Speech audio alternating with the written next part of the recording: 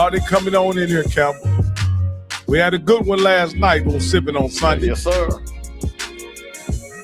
If you didn't get a chance to see Sipping on Sunday, I recommend you guys on a Monday. Check it out. It was on a Monday, yeah.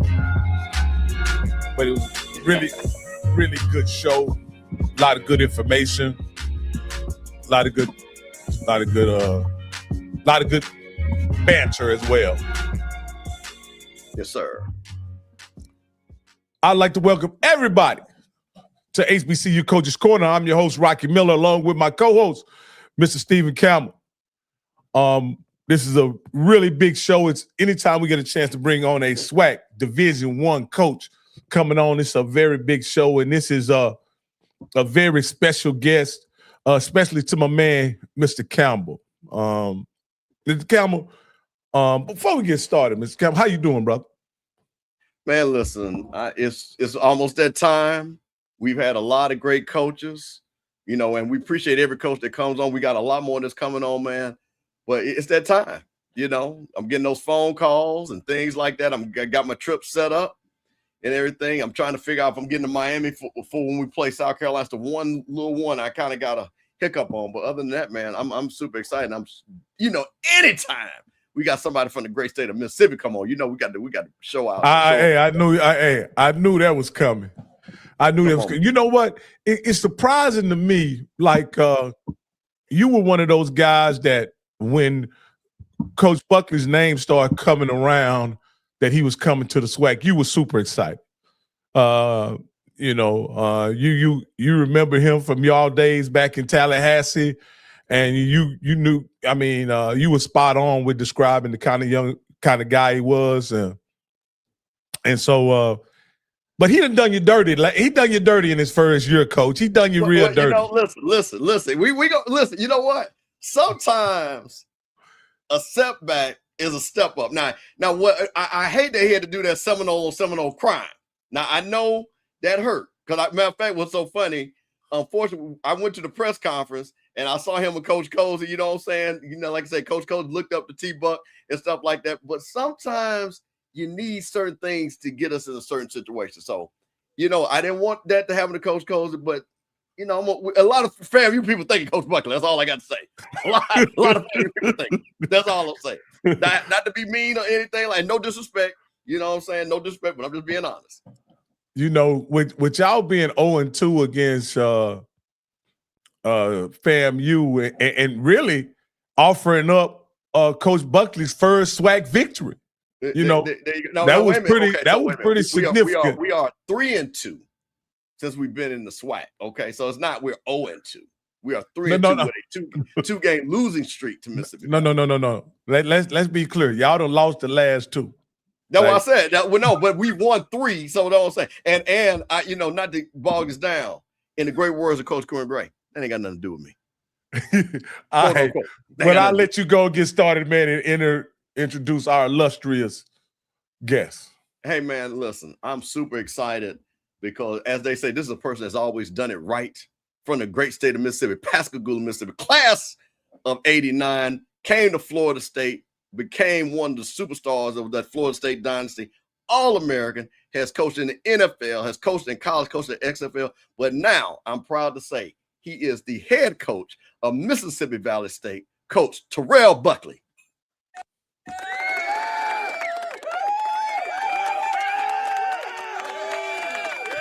Yeah.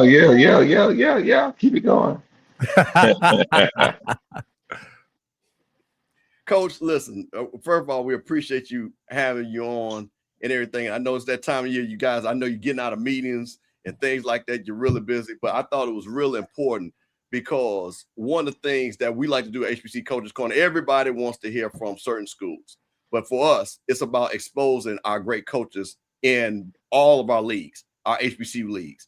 And one of the things, too, I'm never going to, and this is Mississippi, I'm never going to leave Valley behind. So guess what? Yeah. We're going to have somebody from Alabama on. We're going to have somebody from Mississippi Valley on. So that listen, I always make sure of that. So I appreciate it, reached out to you. You got right back to me, said, hey, man, no problem. Tuesday night, let's do it. So I'm super excited. And also, too, I think you are a type of person that is able to sell your program and tell people which direction you're going. And I want a lot of people to know, because, Coach, one thing about it, recruiting don't never stop. Recruiting don't never. So this is the opportunity to let people know how great your program is, because one of the things, Coach, you see, you got your background back here, right?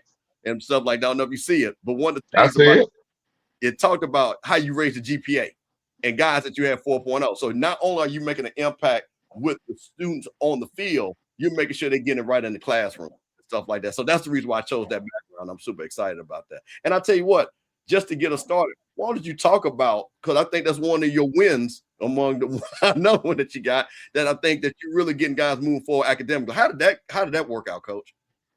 Well, that's what it's about. For me, in college with Coach Bowden, that obviously if you didn't do what you're supposed to do in the classroom, he didn't feel like you was going to handle your business on the field. So that was part of my personal journey. And as a coach / teacher, now that's a part of my journey. I've added that, what started with me with Coach Bowden, that he delivered. And now as a head coach, one of the things I want to do is have that same journey with the influence and impact to the student athlete. Just like today, yesterday we started, it was our first day. And I made sure the young men understood what was the top priority. If I don't have to worry about you off the field, then I know what I'm gonna get on the field. When we have these concerns off the field, I guarantee they're gonna trickle on to the field, and now we're gonna have some issues. So and you alluded to this, from my very first, even though I got here in February, our GPA increased to almost, the goal is to have over that 3.0 as a team. And then the second year, the second semester, the fall semester, it increased another 10 points. And this past spring, we actually there was a little bit of thing tussle on a certain player. And I felt like it was over 3.0, but that certain player we kept fighting over, it kept it right up under that. So we are increasing every year, and our APR score has increased, probably going to be one of the highest they've had in a long time when it comes out. With all that being said, we're still not where we should be, where we need to be.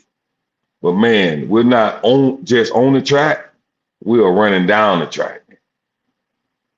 Man, Coach, that is, and Coach, listen, you from our state, you know how important education is. You know how important a college education in that state is, and how it can transform lives. And the fact that you came to a school that, again, sometimes people talk about the resources, but like you told us, Coach, you came in there, none of that was your concern, because you always been a person that is going to be top notch. That goes when you first stepped on Florida State's campus, and hell, when you was down there in Pascagoula whooping people's ass in Jackson. So we always have seen that greatness. So you're just translating it to those students. So again, last night, I kind of talked about how we need to celebrate the academics of our school, of our athletes, because a lot of times we talk about all the negative stuff, guys transferring and things like that.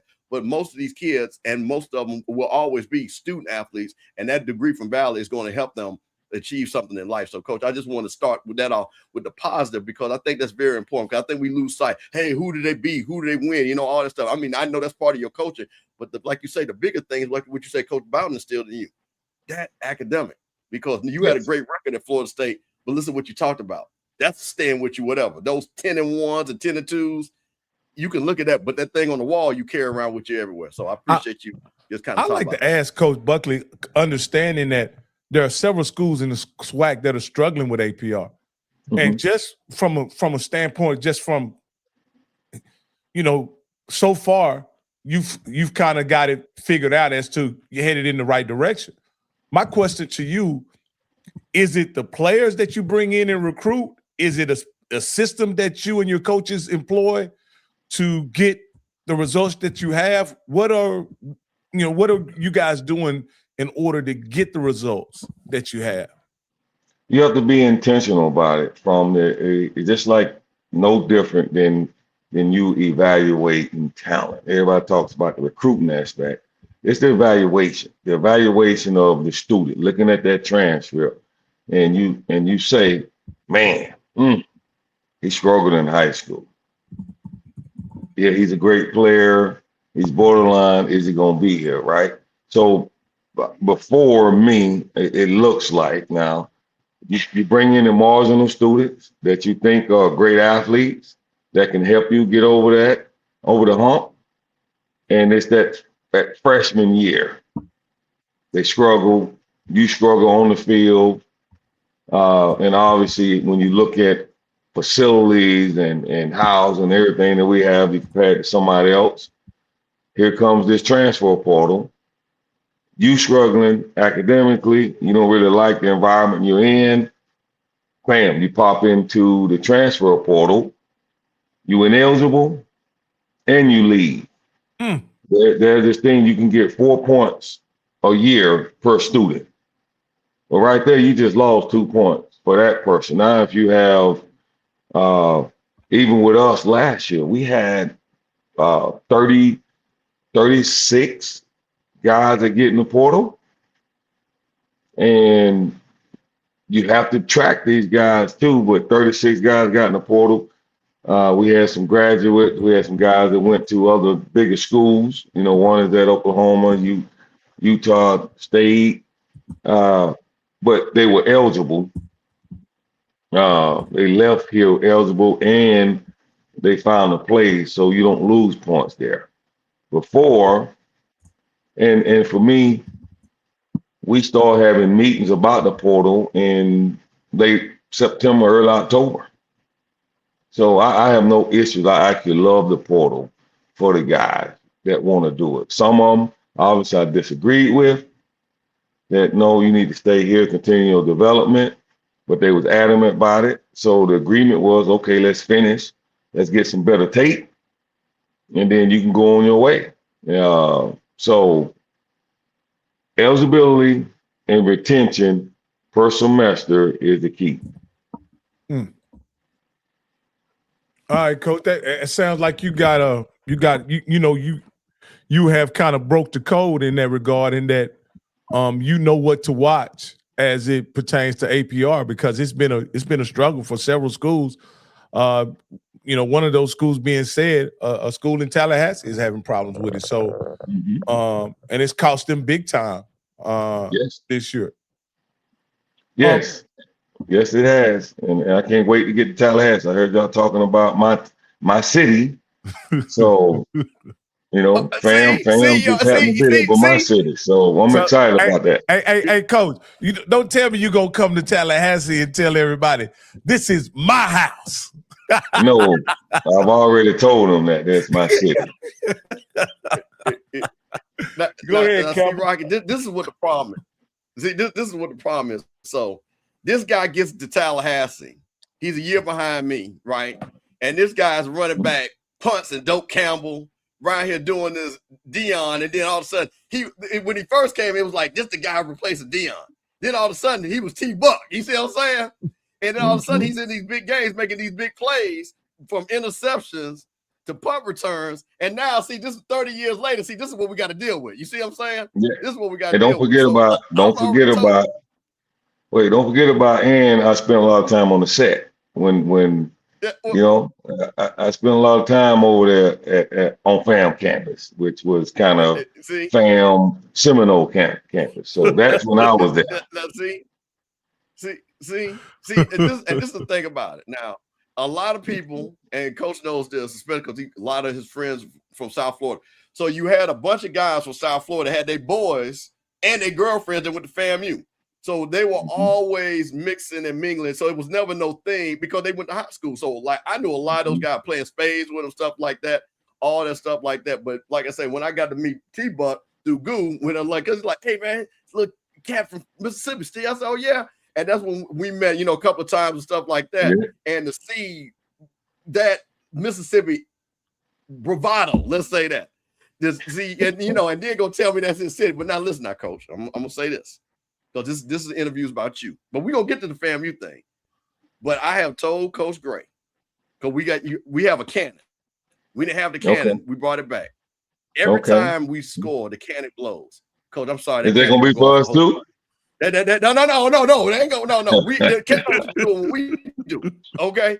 So listen, in a perfect world, this is what I will say. In a perfect world, you go ahead and get your wins from everybody else, and you have a great game. But I'm sorry, we got to get that monkey out back. Cause see, I got a homeboy here, Israel Carey, that lives on that loss. I saw him talking about telling Southern people they can't figure out why that they can't beat FAMU. And I'm like, wait a minute, bro. I'm like, hold on now. Because of y'all are messing with our legend, our name, and everything and stuff.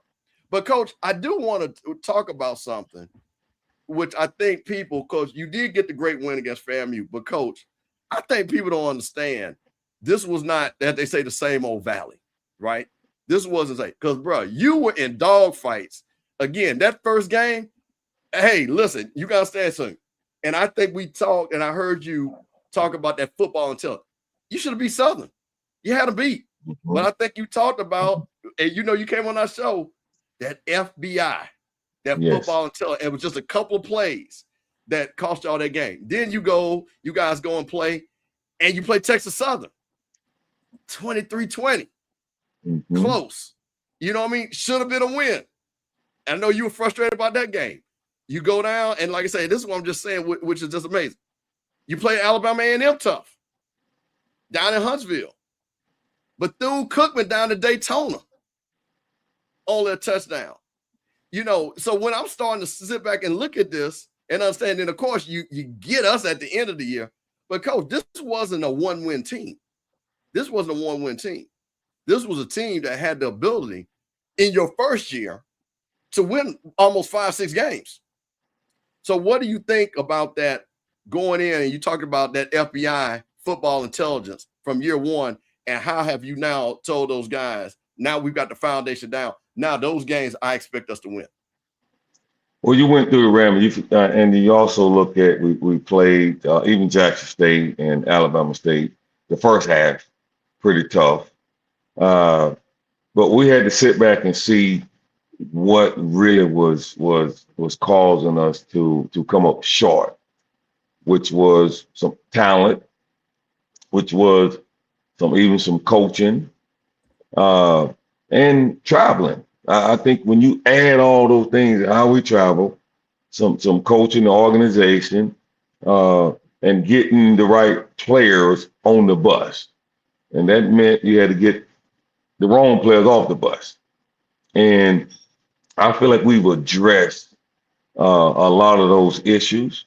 And I'm really, really excited and looking forward to the product, what we put out there this year. I'm excited about it. And I know everybody keeps, and I keep telling them, this is not the same old Valley. As long as I'm here, it's not the same old Valley. Right. I am engaged more. I would actually be coaching the entire secondary this year. Okay. So I am a full-time assistant coach. I got to talk to the head coach sometime and let him know that we got to do certain things. So I have that conversation with the head coach in the morning sometimes. But I'm excited about what we've done this training camp. The moves from the coaches, the additional coaches, moving some coaches around, the structure.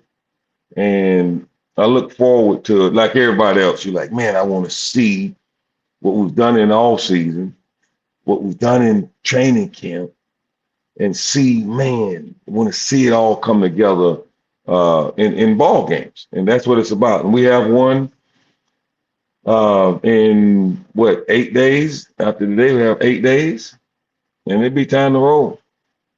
Now, Coach, you talked about some of the transition. We actually interviewed your offensive coordinator last year. I know he's moved on. Coach, talk about some of the new coaches that you have brought in that you feel is really going to, up the level of coaching and also wins. And also tell us why you brought some of these guys in. Well, I want to shout out to Coach Parker. He had another great opportunity to go back up north to Detroit to be not only OC but the head coach in waiting. He did some very good things for us last year. Got us started. You know, if you don't ever start, you don't ever charge. But the offensive coordinator this year, Grant Sims, is also a wide receiver coach. He's alumni here. He was a part of the staff last year, and his work that he put in, I'll probably interview him 10 times. Right. For this, you know, you just want to. You're talking about a young coach with a football, not just mind, but what you say, aptitude of growth. He wants to grow. He studies. He understands what football is about. He understands where he want to go. Right. So that was the first move, and then I bring in I moved Coach Kilpatrick, who was on staff last year as a quarterback coach, passing game coordinator. That's another young coach with a mind and a love and a passion for football that you want, that don't mind putting in that work. Offensive line coach, Coach Sutton, who was at Clark Atlanta last year. Okay. From Jackson, Mississippi. Another young coach with when I say the knowledge, the football IQ, understanding angles, understanding what motivates young men today, and he fits right in with that with the other young coaches, and it's a beautiful thing watching those guys work. And then I had an old Grizzly veteran that's been coaching for a long time from Alcorn, Coach Leroy Frederick, who brings offense, defense, special teams knowledge and wisdom to us, and we need all that, right? And also some media savvy stuff. So Coach Fred, very, very excited about Coach Fred and what we can do. So on the offensive side, they look and explain to everybody, I learned the game from an offensive perspective. I started out as a wide receiver, as a running back. You know, my favorite player growing up was Walter Payton, number 34. Come on. And so, in Pop Warner, I was Walter Payton. Absolutely. Did all that. So I will be involved. This is one of the things on every part facet of the team this year. Offense, defense, obviously coaching, special teams, you know, being a former punt returner. So that doesn't mean I'm gonna do everything. I'm gonna have a little bit of imprint on a little bit of part. And then on the defensive side, we have, man, this is a special gentleman, senior analyst on the defense, Coach Carl Morgan, who was the head coach here back a little while ago, that has come on board. That's helping. Very, very excited about him. And with the rest of the staff that's still here, Coach Arlo Henderson, and Coach DeAndre Clark, and Coach Kevin Smith, along with our few assistants, our student assistant, Coach Green, Coach Campbell. I'm just naming all that we getting all this love. Yeah, let everybody know, Coach. Coach Johnson is finally. I have an operational person. Okay. Miss Ariana Johnson. So we have something. A then manager named Coach Steve Hayes. So we're trying to put together something. And I want to commend all the people the volunteer coaches, the student assistants, everybody that's making this thing happen. While other staff can go out and hire and do things, we have to work a little different. And so our motto, we're going to bring the heat this year, bringing that heart, that effort, accountability, and toughness. But we also have to find a way and make no excuses. Coach, I want to ask you a That's question. kind of what we're rolling with. Coach, I want to ask you a question. You know, I know last year was your first year as a head coach. There you have it. What is it that you? So hopefully that's fit you guys. You guys hear me? Yeah, we can hear you. Can you I hear got me, you. Coach? Yeah, I can hear you. So that's it. That's it. We were rolling, man. Let me ask you this, Coach. What is it? Last year was your first year as head coach. What is it that you wish you would have known when you took Well, that the wraps it job up for me. at Valley?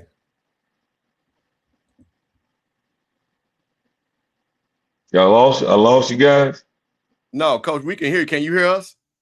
Yeah, I can hear you. Yes. Oh, okay. All right. Yeah, Rocket was asking you a question because I think it might be a delay. I think Rocket was getting ready to ask you a question. Did you get Okay. I can't hear Rocky.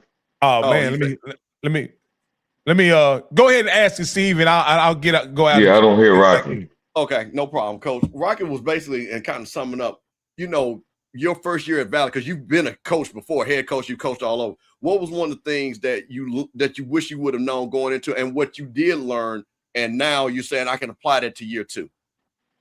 I would say don't get caught up in the weeds. My wife always says that, and I think some of the, you know, when you come in and you see that there are a multitude of things that need to happen for you to be successful.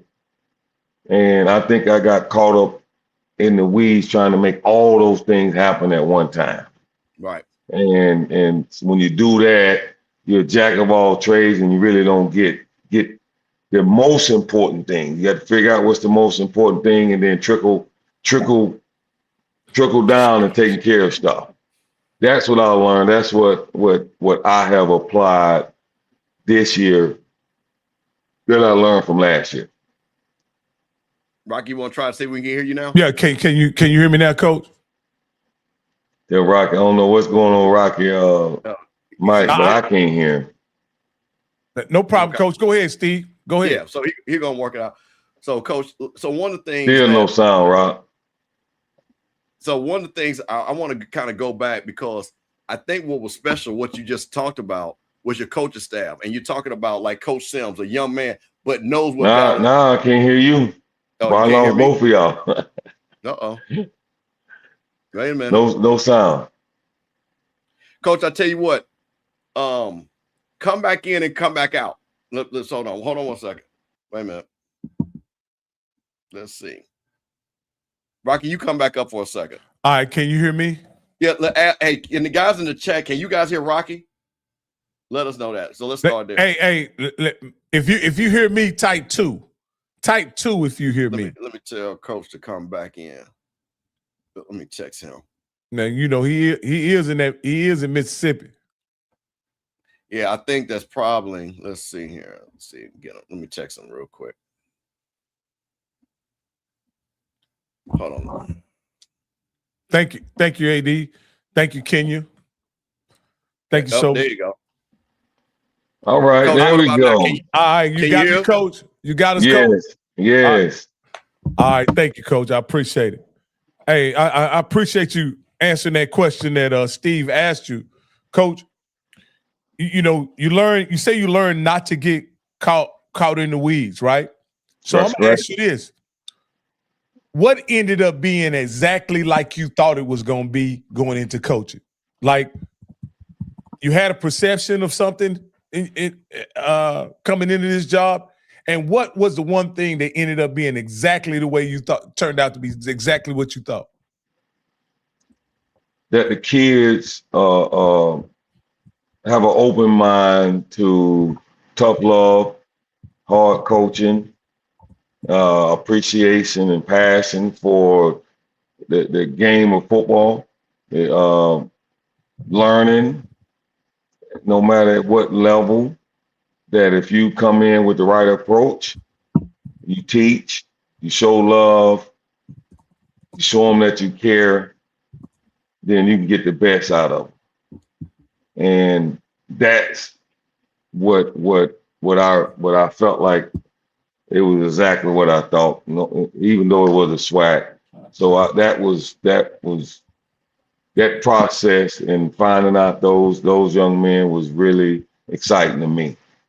I mean, like I said, we played against FAM with 53 guys. It was like an NFL roster. And I started with 120. Mm. And them 53, man, let me tell you something. We had some fun. That last part of the season was awesome because those were, you could say, the guys that were left that were, like you say, your guys, my guys. Right. They worked. They did the things that I would do. Study, took care of business, show up early, stay late, passionate about it, leave everything on the field. And that's what you really want. That's what it's all about. And whatever happens after that happens. As long as you giving 100% all the time. You almost just led into my last question that I was going to have about last year was, Coach.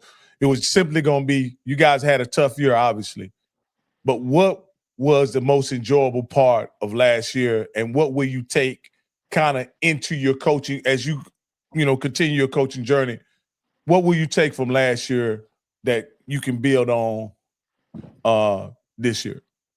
Knowledge. It's all about growth, understanding, clear picture. Last year was actually on the field was not what I wanted, but it was also great for me. You get a chance to observe, you see from the top down, from the administration all the way down to the bottom, and you get a clear picture on why Valley has struggled for decades. Mm. And now here's my opportunity to kind of fix that. And you butt head with people because your vision as mindset as a winner is a lot different than probably some people that hadn't won. So you realize that, like I said, by getting caught up in the weeds, like my wife always say, and realizing that people that have not won don't understand. They can't see it. And if you don't know what a winner mindset is, and you don't know what it looks like, you're wasting your time. Like late great Kobe would say, he didn't get along with lazy people because they never saw why he worked the way he worked. What was the point? Oh, LeBron James. Why does he work the way he works? Because this is the end result. So when you have won and at every level, like myself, that understands that and been around a bunch of Hall of Famers and winning and doing all that, I know what it looks like. I know what it takes. It is a daily grind, a hourly grind to get the results you want. And if you've never been around that, and I realize that you're wasting your time. So I'm not about wasting time. All right, Coach. Hey, I want to thank you for answering that question. I want to ask you this here, Coach. Have you picked up the phone and called the other Super Bowl winning coach in the conference to impart some knowledge on him, since y'all don't play in your first year? Oh, not only picked up phone, we've hung out. I've been knowing Coach Falk for a long time, and we hang out. We don't talk on the phone all the time, but when we see each other, we actually spent some time together in Tampa at Derek Brooks' golf tournament. He's a avid golfer. I'm an avid golfer. Probably at this stage, I would give Coach Falk the nod. He hits it, man. He is a heck of a golfer. And so we go out and in this particular thing, we played in a foursome. Myself, Brooks, him, Fred McQuarrie, and the future, Kevin Knox. And we had a little team thing going on, myself and Fred McQuarrie, another Super Bowl champion. We took care of Derek Brooks, my guy, and the future Knox, and Falk just watched. So I spent some time with Falk, saw him at the media day. I'm so happy for him, proud of him, for the wisdom and knowledge. Southern got a deal, and just like the issues that he's probably gonna have, because his mind and what he's seen and where he's at is probably totally different than even a lot of folks at Southern. And so he knows we're on the same page in a lot of things. And to be able to pick up the phone, call and talk to him, and he can do the same for me. We have an open line of communication when needed. I'm available when he's available, and I'm behind him 100%. Hey, we got our featured host on the screen now. I want to thank you, Mr. Coach Cole, for joining us. I know you had a conflict, but I'm glad you're with us now, Coach. Well, I wouldn't miss this for nothing, getting a chance to talk to such a distinguished football player and now head football coach of the SWAC. How you doing, Coach? I'm doing great. How you doing? Good, man. First, I want to apologize, for being a little tardy. Letting the guys know, now, you got to have about 7 jobs, man. So I referee games. So, I stay busy. And look, I'm on call for you, man. I still got about 4 or 5 more trick plays on me. I can call for you. Oh, hey, I'll use them. We ran a few last year. They didn't work, but we ran them. Yeah. Oh no.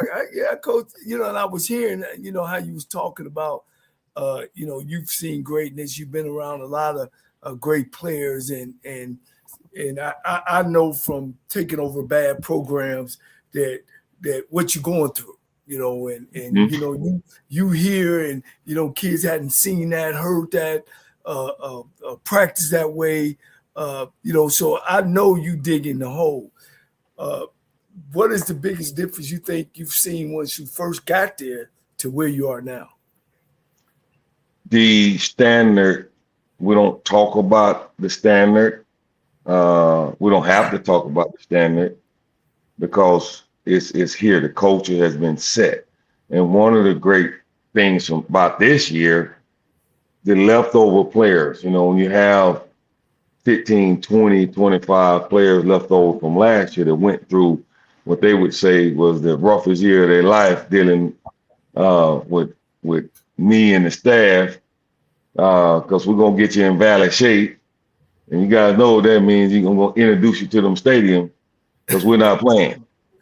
And I have a saying, you don't go to class, you get F. Before we even get to the field, that's going to cost you. So you got to get to the field. And then if you don't do what you're supposed to do out there, that's going to cost you, but in a different way. You will be standing on the sideline with me, having a good time. But the culture is set. There's no, well, what are we supposed to do here? How are we supposed to act? How are we supposed to dress? How are we supposed to sit? We don't have to worry about that now. It is set. That, to me, has saved a lot of time and energy. And I think that's why when you listen to previous coaches, that used to take, 3-4 years. Right. Well, now obviously you don't have time to be waiting 3-4 years. Right. But I think at least 2 full years, you say going into your 3rd year, that's when you really feel good, really great about it. I've been fortunate with our quarterback, our leaders, that I think we sped that up a little bit. And I think that's going to be have a major impact on what type of season we have this year, as far as wins and losses. Yeah. When you guys beat Florida A&M, of course, I know everybody felt that, man, I know you guys felt with this, because Florida A&M was one of our blueberry programs, mm-hmm. And that was a big, big win. Did you feel that you was about to turn the corner, or you just knew where you were and just to keep grinding and this still wasn't our year? We felt like even before that game, you look at that from the Alcorn game and Bethune-Cookman. We thought we let a few slip away early in the year. And towards the end, we didn't feel like we had to go out and do something special to win those ball games. We felt like we gave away a couple of those games, to be honest with you, at the end, because we was a solid team. We had a good understanding that culture was setting in. And if you look at the FAM game, at one point, FAM was up, I want to say 10 points on us, somewhere around there. Uh-huh. So it wasn't no surprise to me. Just like we had Bethune-Cookman, we feel like we like, man, we let that. We were back and forth. So it was starting to set in for us. We was understanding our players because we had over 60, 70 new players. I didn't go that route this year with all the transfers, simply because it took us too long to get to know what we had. Right. So we went a different route as far as the recruiting process and evaluation. But that understanding where we was at, and we don't want to be a team that is surprised by beating somebody. And like we're doing now, you talk about the FAM. We felt like, hey, we had just as much talent. And now it came down to the execution part, the coaching, what type of game plan we put together, and could we make those plays when it mattered that we wasn't making early in the year. If we'd have made that against Southern, if we'd have made that against TSU, if we could have sustained that against Alabama A&M and Alabama State. If you look at those scores in Jackson State too, in the first half, there's a difference between we play hard and we really don't have any shot and we just hanging on and it's kind of close at halftime. Then a difference between executing, putting ourselves in position to make plays, to continue to make plays, where now it's not luck that we are actually doing it. And I felt like we did that for a good portion last year. Yeah. Coach, of course, hey, man, I'm on the sideline. I've coached a long time. I got to ask this question because, you shit, Coach. One time you went for a ball and you sitting in the receiver caught it and scored. You like playing Texas Southern. 2 minutes left in the game. You at midfield. You remember this one? Yeah. Fourth down. You had the game under control. I'm like, oh shit, Valley about to beat TSU. 4th down and 15, I think it was. No, wasn't that? No, it was fourth and 7. Okay, 4th and 7. And you went for the fake punt. What was going on? If you'd have made it, shit, they'd have rolled you out on the shoulder. But, I've been in that seat. What was you thinking? I was like, oh, no, go and punt it and back them up and make them go 90. And then the next play, they threw a bomb to the 3. And so here's where you as a coach should know, like, backtrack and go back to see what were they doing on special teams. And a lot of people don't know this. We got caught with a long snapper. Our long snapper was out. We didn't have a long snapper. Our original long snapper did not snap for the year. And we had guys in training, but they was not our original long snapper, our seasonal long snapper. We had, on the first drive, we had short hop punt to the punter that we couldn't get the first. We come out the second half, we snapped the ball over the punter head. Okay. We gave him basically about 10 points right there. Yeah. So now, and we was doing, if you look at the game, we was doing quarterback punts. Right. We were short punting. We went through basically until the other person got going. We had to do that for the first 7, 8 games. We were holding our breath every time we had a punt, like, oh my gosh, are we gonna even get the ball off? Right. Is the opponent gonna even get the ball? But nobody knew that. You know, you never heard me say we need to make. That's why. Right. Dude's like, hey man, and everybody was in agreement. Dude, and we gonna short out this ball. We more afraid of getting it blocked than So we not just block. We didn't know where it was gonna go. And y'all had a chance to win in that moment, and you played for the win. I understand it, Coach. Yeah. And if you look, y'all didn't get a chance to see this. You go look in the back angle, Coach. If our PP, if he hits the A gap like he's supposed to, there's a first down. We blocked down, we kicked out. Right. The whole A gap opens up. He runs in the B gap. So that's the reason why. Wow. That we really, like you said, it's one of those, man, that you feel like you got a choice, you don't, and you don't watch. We give away 10 points snapping, and we was having trouble all game. And see, and I'm glad you said that, Coach, because, you know, of course we have audience and Valley audience. Sometimes they don't understand decisions that coaches make. You know, of course, look, and I'm a coach, and I'm watching the game. I'm like, what? We faking? We about to punt this, and TSU got to go 80, you know, in 2 minutes. And you guys were stuffing them all the whole game. So I'm glad that. Well, at that point, Coach, too, if you look at that point, they were starting the last couple of drives.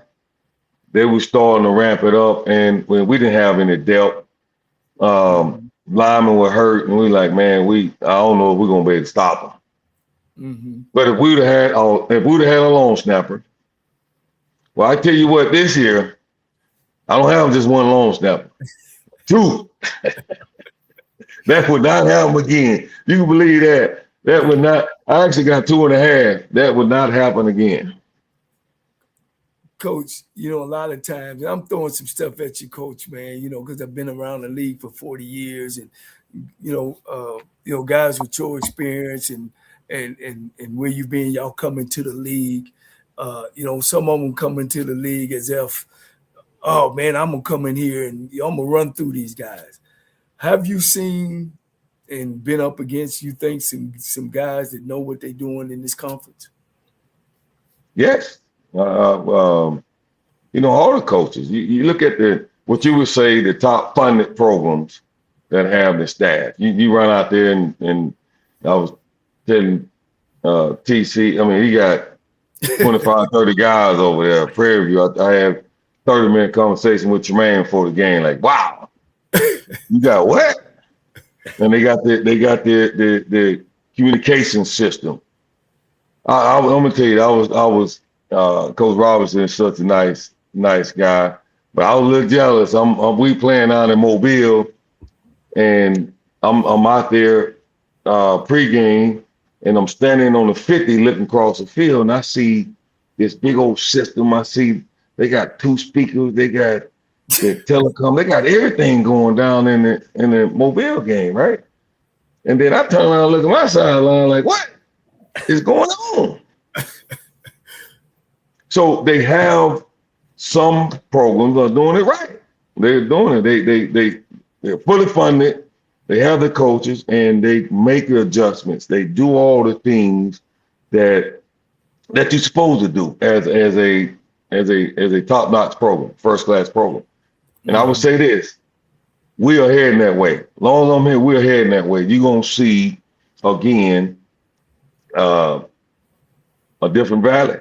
This is not the same old Valley. It's rising, and we will have sustained. You want to build a program. You're trying to get the program going in the right direction, not just have one good season. If you look at what we wore last year, the helmets, y'all don't know. Just check out that all white helmet with the numbers on the side. Who's that remind you of? That's Penn State. Right. Penn State is a legend program. We look like some class. We look pretty good. We got new jerseys this year. I went out. That's one of the main things I want to do. You can't do everything, but we're going to even look better this year as far as gear. Coach, let me ask you this here, Coach, because and I mentioned guys like Coach Falk, guys like yourself, who have an illustrious NFL career. Mm-hmm. One of the things that you guys are challenged with as you come into these jobs is you're not only gonna be the guy that mans the sideline on Saturday, but you're expected to bring resources with you as you also man the sideline and run the program. Do you think that's a fair burden to put on you guys when they didn't have that same burden on the other gentlemen who had that same positions? Well, I would say based on our status, I would say no, that's a fair. We know guys and we can do stuff. We go out and do it. I don't think any coach, any guy that has been part of a winning program that has success that we've had, we don't have any problem with that. If we got to go the extra mile to do things, because we do have a name, we do have a little status that I don't think any guy has a problem with that. I don't have a problem with it. Talking to Falk, I know he doesn't have a problem with it. That's part of us. We've done this all our life. We've had endorsement deals. We've been on posters. We've been in the spot. We've done things. People invite us. They pay us a lot of money to come spend some time with us. So if that's what it takes, that's what it takes. And that is the difference between, to me, a winner mindset and a loser's mindset. Like I tell the players, I'm not calling anybody a loser, but there's a difference between a loser mindset and a winner. A winner mindset is like, okay, if that's what I got to do, just make it happen. I got to ride to Jackson. I got to ride here. How long? Man, I know I got practice in the morning early, but let me go get it.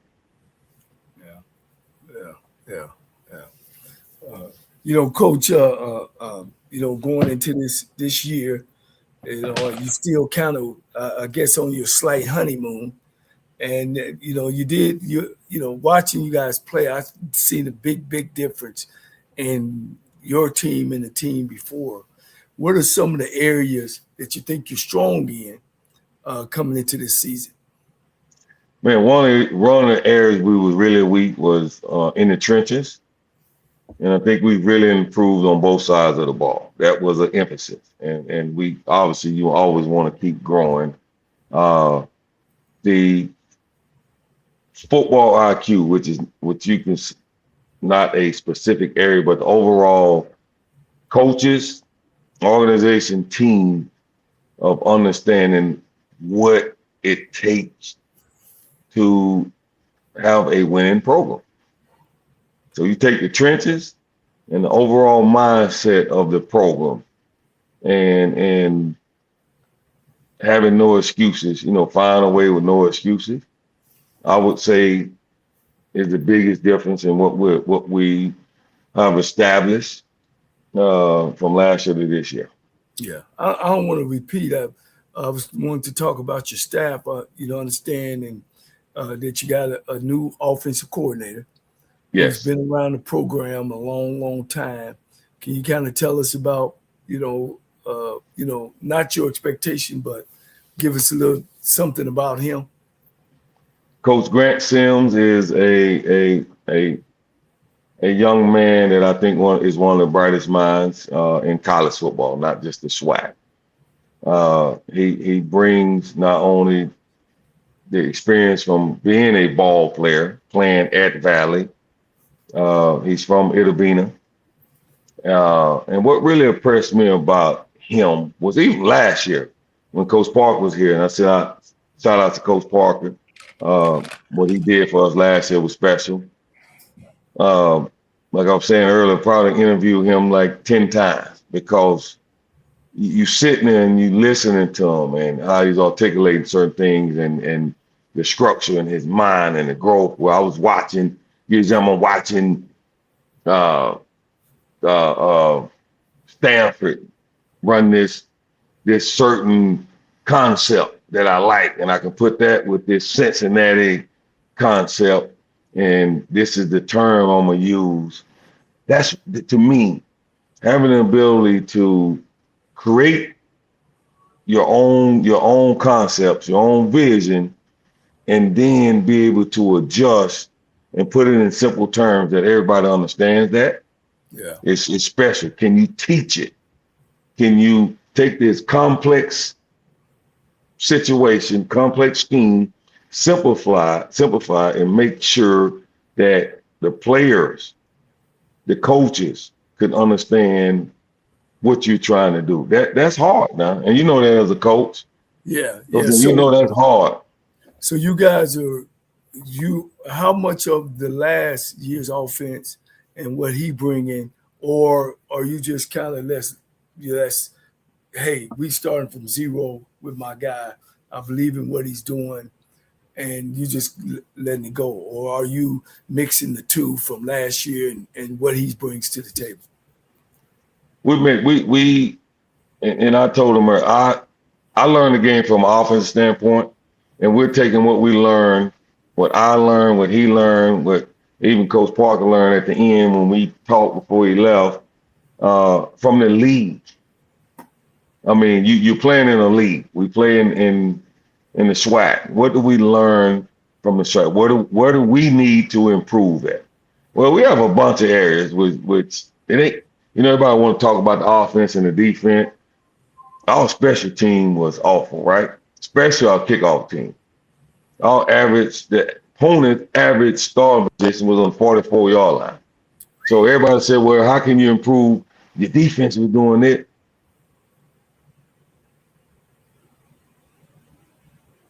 Must have got that phone call. Is that a phone call or his phone died? That's Mr. Campbell, glad to see you, man. Have you, or did I come in on time, or? Yeah, no, you're fine, Coach. There were a lot of great questions. I think, Coach, there are a lot of great questions. So yeah, we haven't got to the part kind of talking about his roster and anything yet. Oh, okay. So, no. Okay. So yeah, okay. and I'm glad you kind of follow up because he talked about the young man, Coach Sims, that was going to be his OC, and he was a Valley guy. So I'm glad because I was going to follow up about that because I think that's important because he talked about he had a coach coming from Clark, and I think one of the things when you at Valley, you got to have guys that ain't gonna be right here to play. Oh, we ain't got this, we ain't got that. You need guys that say, you know what, I'm used to this. I know how to make it work and things like that. So I was super excited. So he was talking about that. Yeah. Sorry about that, guys. They keep lying to me about this. Do not disturb. You put your phone on, and you get a phone call, and you blank out. So I apologize for that. You're still working on it. We just glad that you have a time, and I know everything is slowing up now. Y'all gonna play in 2 weeks. How healthy are you? No, not 2 weeks. It's less than 2 weeks. Oh, it's less than 2 weeks now. How we healthy? Play Thursday night. We are relatively healthy. We had a couple setbacks in spring, but I mean in the fall. But overall, we're healthy. Again, you're talking to a guy that played, and I've implemented a few things from like Mike Holmgren when I was with the Packers on how to practice and make sure we get all good players to the game and make sure they're fresh. Yeah. Well, okay, Coach Campbell. Coach, wanted to talk to you about, and this is going to tie into a question about Marshall Faulk. One of the things that I noticed, and you talked about, Coach, clearly you developed players and you knew had an eye for talent because you had players going to Power 5 programs and things like that. That's not because they were just special. That means they were special because you coached them up, but they had the opportunity to move up. Now, Coach Faulk talked about him at Southern. One of his mindsets is, you know what? It's not about getting guys to the NFL. It's about potentially getting guys to move up to the next level, Power 5 and things like that. You have an ability to recruit and develop talent. Is that something that you say, you know what? Let me use that potentially as a way to recruit. If you come to Valley, you can start here. I can develop you. Now, if there's other opportunities, I'm not going to stop you. Or you just one of those ones. You come to Valley, I'm going to work with you. Come Valley. I'm not worried about what happens after that. No, I'm. It's one of those pitch things. You come to Valley, you're gonna get coached. You're gonna get taught, and and you can't stick your head in the sand if you develop players and do them the right way. We do have NIL. We do have the transfer portal. Your roster over the last, since this started, is turning over at 60, probably, I don't know the exact percentage, but I'm assuming it's 60, 65% if you have good players. If you don't have good players, then your roster probably ain't turning over.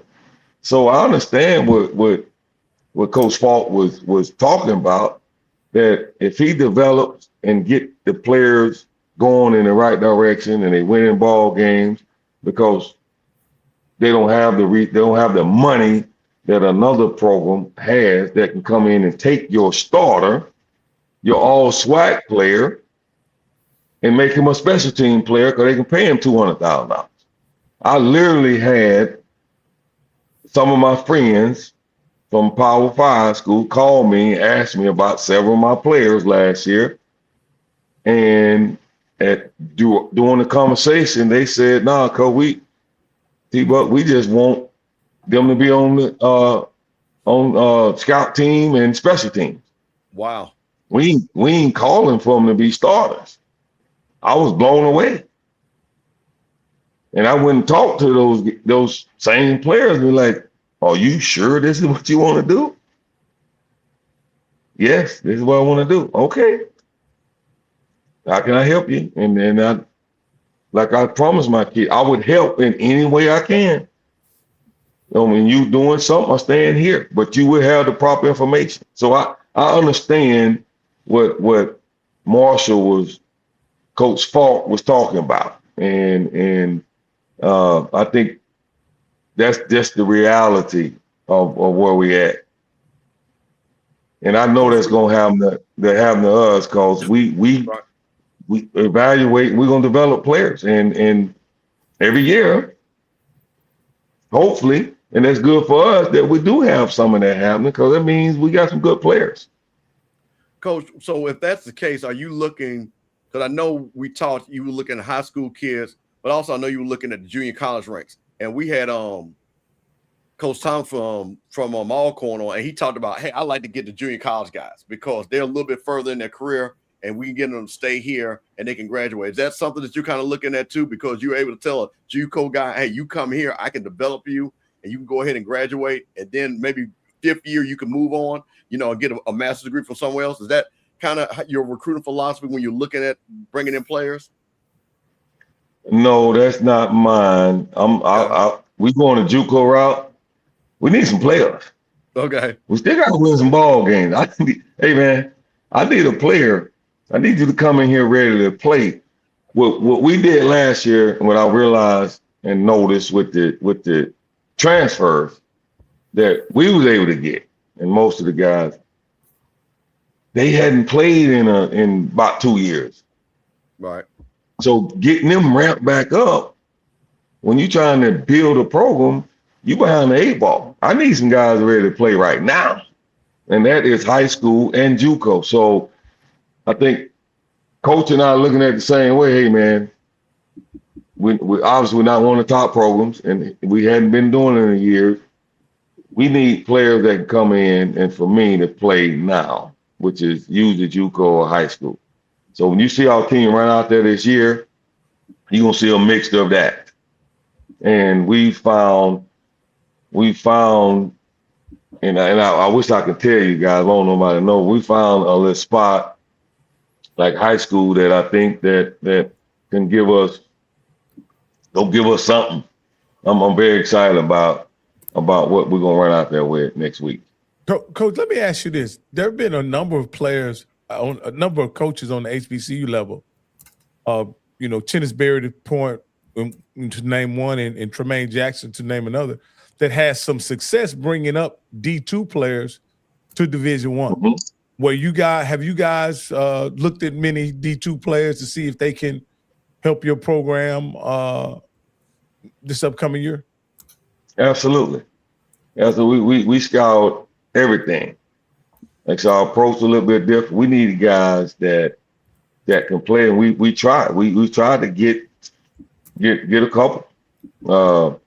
So Yes, we looking at everything, but they have to have fit what we need. You want guys who have logged some minutes. You know, Yes. you know Yes. that I think that was the kind of the fallacy in the transfer portal model in the beginning that HBCUs had. They feel like they could poach these players from Division I rosters who hadn't played in a couple of years and look at their star ratings and think those stars would translate into productivity in games. That hadn't been the formula that's worked for anybody that I'm aware of. If they didn't play very well at the school they were at, I don't know that many of the players transferred into HBCUs and set it on fire either. Whereas D2 guys who were all American, all state, all American, all conference, there are a number of those guys who've proven to be very productive at this level. So I think you're on to something, Coach. You spot on that, and I had to learn the hard way. Hey, if you don't learn, hey, when you find out something the hard way, man, your growth goes what do you say, out the roof, man, or up to the roof. So I am thankful for that opportunity last year. Like, wow. This is the wrong process. One of the things that Coach Cole pointed out last year when you were hired, Coach Cole was emphatic in saying, hey, this is really a lost year. He didn't get in there till February. And he's got to get a coaching staff. You can't really even count this next year against him. I know this year will go on your record for sure, right? But are you considering this year the first real year of Terrell Buckley's program being implemented on the field? Coach is spot on. I do really consider this my first year. Like I said, I got in here in February. It was signing day. 3 days later, I walk in and you walk in the building. You got 25 guys standing there mid-year. You have no idea who they are. They're not fitting off my program, their culture. You got all this other stuff going on, academic. You rolling through. We get a new athletic director who's been awesome, Dr. Gasson. You get her here in, I want to say July. So it was a whole lot of stuff going on. To be able to put together what we put together, that observant here was good. So Coach is spot on. I feel like this is, okay, now I'm here. This is my first year. Now, if I would have got here, let's say in December of last year, that would have been a huge difference. Those 3 months it's a lot of difference. 3 months and dog years and coach in 3 months is like 6 months if you do it the right way and you keep moving forward. So it feel like I've been here about 3-4 years in dog years, but knowledge-wise, but actually being here, I'd remind people like, hey man, I'm a year and a few months now. This ain't like I've been here. I know y'all, you see all these things, but I hadn't been here even a year and a half. Well, one thing about it, when you come in February, a lot of the assistant coaches have already been hired, right? Yes. And so maybe some guys that you would have been able to bring on your staff have already been employed in other places. And so you're dealing with that. So again, Coach, I just think that's something that as we truly evaluate your ability as a head coach, I think that people need to be reminded of that, is that you did come in February. That was after both transfer windows had been open and closed. And to in all honesty, you had to coach whoever was there. You had to coach whoever there, and like Coach said, we're gonna find a way to make no excuses without the full staff that you want, the support system. But that's what you get. Hey, don't worry about it, Coach. Take advantage of it. Don't worry about it, Coach. At Lane College, Coach Cole came in what, June, Coach? When you get in? June. Hey, Coach, and you won more games than he did. I just tell you that. Oh, yeah. We have 8-3 and 7-3. I'm sorry, 8-2. But it was tough, Coach. What about that first year, Coach? I'm talking about that first year. That ain't the year I'm talking about. We went 0-10, Coach. But we built lockers with our hands. I planted seeds and ran hoses and watered the ground, and redone the weight room and put carpet down in the locker room and bought them towels and made them take showers and it was work. So same thing at Tennessee State, same thing at Texas Southern. I understand what you're going through, and it's tough changing the culture. And I think the way you're mapping out as changing the culture first, I think you're on the right page. Well, thank you. And that you learn, I pay attention to, and I listen to. I don't have all the answers. And even it shows like what you guys are doing, what you're throwing out, put it up in here, put it on the phone. I usually have my little notes. I put it in my notes, and when I get my quiet time with the Lord, and okay, how can I implement some of this as I look at the program, the bigger picture? Am I doing what's needed to be done to make sure that the program is changing, the culture, right? Not just trying to win for one season or trying to beat one team. Yeah. All right, now, Coach, I got to get on you now. You got to lock my number in now. I called you several times this summer. Are you texting me? I'm calling in, texting. You got a real good friend of mine that you were working with. He actually was the head coach at Valley. I don't know if he's still with you. He was the head coach with you at Valley, played at UCLA. You know what I'm talking about. All right, man. I Morgan? Can't call his, yeah, Coach Morgan. Coach yes, Morgan. Coach Morgan is back. Coach Morgan is my senior analyst. Okay. Yeah, that's my friend. He know everything about me. And I told him, I said, man, I got Coach T Buck's number. Let me call him. Yes. Yeah. You gotta lock my number in and let me know I'm calling, man. I still okay.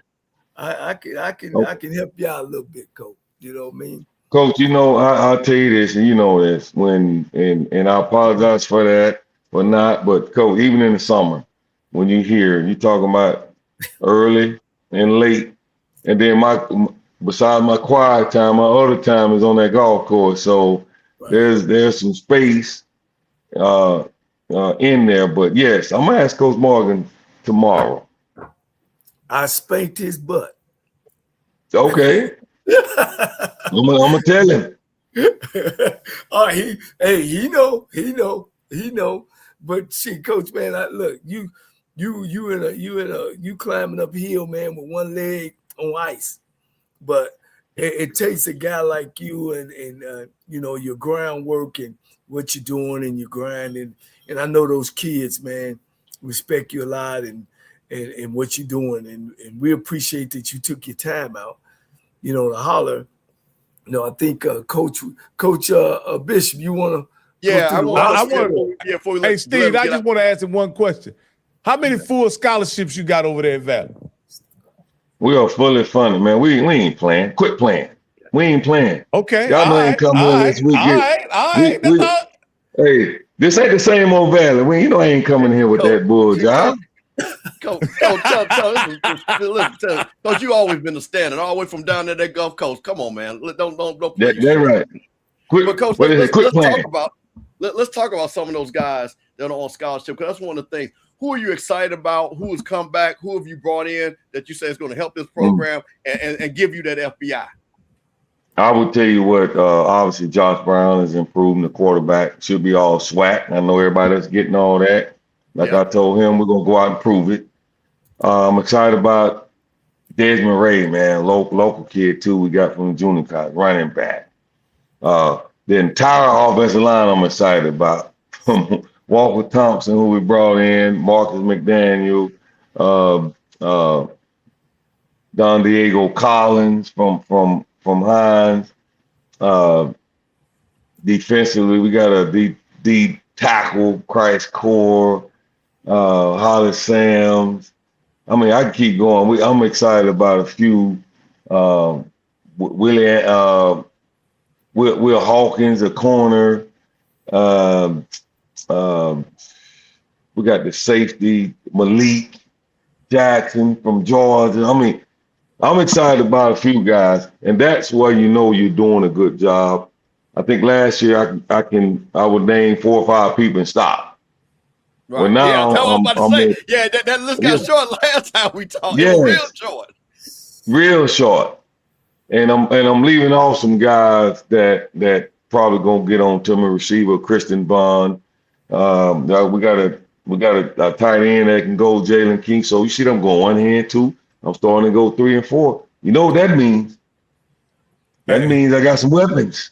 Hey, Coach, I'm just looking at this roster, Coach, and looking at the size of these guys' necks. It looked like you guys got one heck of a strength and conditioning program. See, that's old school, Coach. When you look at a guy's neck and you can tell that he's been in there pumping that iron, Coach. Who is running your strength and conditioning program, and what kind of strides have you guys made in that program? Well, we hired Mr. Wallace Sean, that's new, that came in here that believes in the same thing. I forgot what college he came from, but we have a new strength and conditioning coach that's done an excellent job, that played ball, that understands where we're trying to go. We're not where we need to be sprint wise, but we're going in the right direction. Coach, there's a question in the chat, and I didn't even know this, but it's always good to know. Apparently, Michael Penix's little brother is a wide receiver on the squad. We're not playing.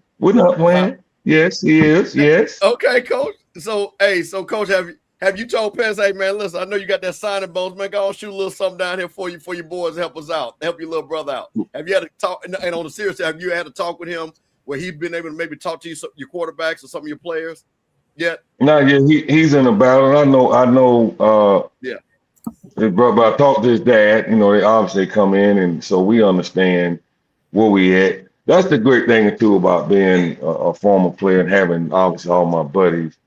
I know how to talk to the guys. You know, like some people just run straight to Mike. Like, hey man, give me that money. Yeah. No, we I don't do that. His brother is we think is going to be a solid player for us that could take it to the next level. We're excited about him and what he can do. And from there, obviously, you get family that want to come and watch too. So it's a win-win for both of us. That's all. Well, Coach, how did you end up recruiting him? That sounds like a good story. How did that happen? Was that because of your connections, or he was because He's from Florida. He's from Florida. So yeah, all right, Coach. All right, yeah. Now, how did you get this man? Come on, talk. Well, to us, besides being from Florida, we evaluate what we need. And Coach Henderson, although Henderson had a little relationship, he knows a lot of people. So I'm not the only one in Florida. I have a couple of coaches that we cover the whole state of Florida. And for me, I can go basically, I've been a national recruiter, but I can go in any part of that. But I got some coaches that hit South Florida, mid. You got Orlando area, you got the JV, and obviously you got Tallahassee. We got a little running back from Chipley. Y'all know what Chipley? You know I know, Coach. You know I know. That's what Chipley's from. The running back that had the second best feet at Florida State when I was there. Amp Lee. I told him, I had the best feet. He had the second best feet. That's what I tell him all the time. Your feet wasn't better than mine. But we call Amp Lee was a smooth, that back that just step and cut and get up field. Oh yeah. So we go all over. We go all over. Amp Lee the slasher, get up field, Chipley finest. But yeah, we go all over. We go all over. Does that so we talk about notoriety, but like I say again, and this is no secret. You are a Florida State legend. Does that kind of help you a little bit because some of the high school coaches know who you are, especially at the age they're around your same age, and they kind of give you the opportunity to talk to some of their kids? Does that kind of help you also in recruiting? Man, it helps that high school legend, college legend, and pro legend. So absolutely. Are y'all kidding me? Rocky. I got my own jacket. I got my Terrell Buckley. They got gold jacket. I got mine. And so yes, that helps a lot because they know. And then I have conversation with guys. I don't mind explaining situations and having tough conversations and letting everybody know where we at. See, Rocky, let me tell you real quick. Rocky, them boys down there, Pascagoula was loaded. They was ranked in the USA top 25. And I mean, when I say them boys, who's actually 10, Coach? Who's actually 10? 10. See, look, the top 10 with Shane Matthews as the quarterback, and just that roster was loaded. So I am very familiar of the legendary Terrell Buckley when he came down at that Gulf Coast, because that squad that y'all had with Shane, because that was my class, the 88 class, and y'all would just. Well, listen to this. Listen to this. Now the offense was unbelievable, but we gave up in 14 games. Y'all hear me now? You go back and look. We gave up 55 points. So you tell me we was loaded everywhere, but that darn defense. Yeah. Was something. I ain't never been part of defense like that. Under 60 points, 14 games. Coach Buckley, I want to say this, Coach. Back before the recruiting services existed, right? You were one of the first guys that came in highly touted and was and actually was what they said you were when Coach Bowden first mentioned your name before you even played the game. And because I believe Dion was going out, if I'm not mistaken.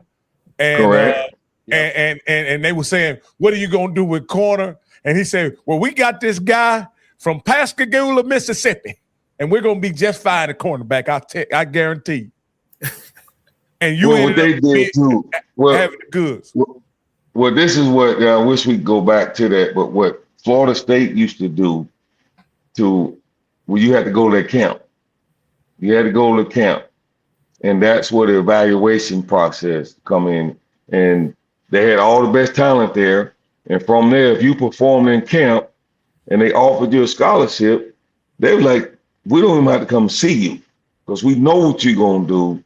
So the evaluation process took place in the summer at camp. So they knew what they was getting on with myself, but even my class, you had 25 All-Americans coming up in there. So their evaluation and what they wanted at Florida State with Coach Andrews, Coach Bowden was second to none. I've never seen nothing like it.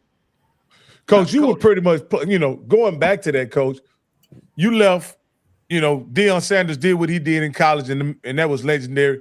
Coach, you came in, and it was just pretty much plug and play with no drop-off, right? Did that surprise I know it did surprise you because you had full confidence in your ability. Did it surprise many other people when they realized they still? Absolutely. You got a kid from Mississippi. D was prime. Obviously, created that prime there. He was big, longer, 6 foot, 6'1" corner, 100-some pounds, and here come this 5'9", some change, 165 at that time, got up to about 175, 80, soaking wet, lit corner from where? Mississippi, Gulf Coast, and doing the same thing. Like I tell somebody, I didn't come to replace D or do anything. My job was look at the numbers and get on the podium with D. Sterling Sharp told me once later on, and he articulated it best. Why all of us can't be nice? Why it has to be a 1, 2, 3? Why all of us can't just be nice? That's how I always felt. I'm not D is D. D is first to do everything, and I did my thing. But Coach, you did more than just do your thing, Coach. You left Florida State as the all-time leading interceptor. Now, Coach, I'm gonna be honest with you, Coach. Still. So okay, and Coach, I gotta be honest. You did yourself a disservice, Coach Buckley, because you only played 3 years. Yes. So if you had to play that other year, Coach, you might could have put up some numbers. But you got them checks. No, I'm gonna tell you this.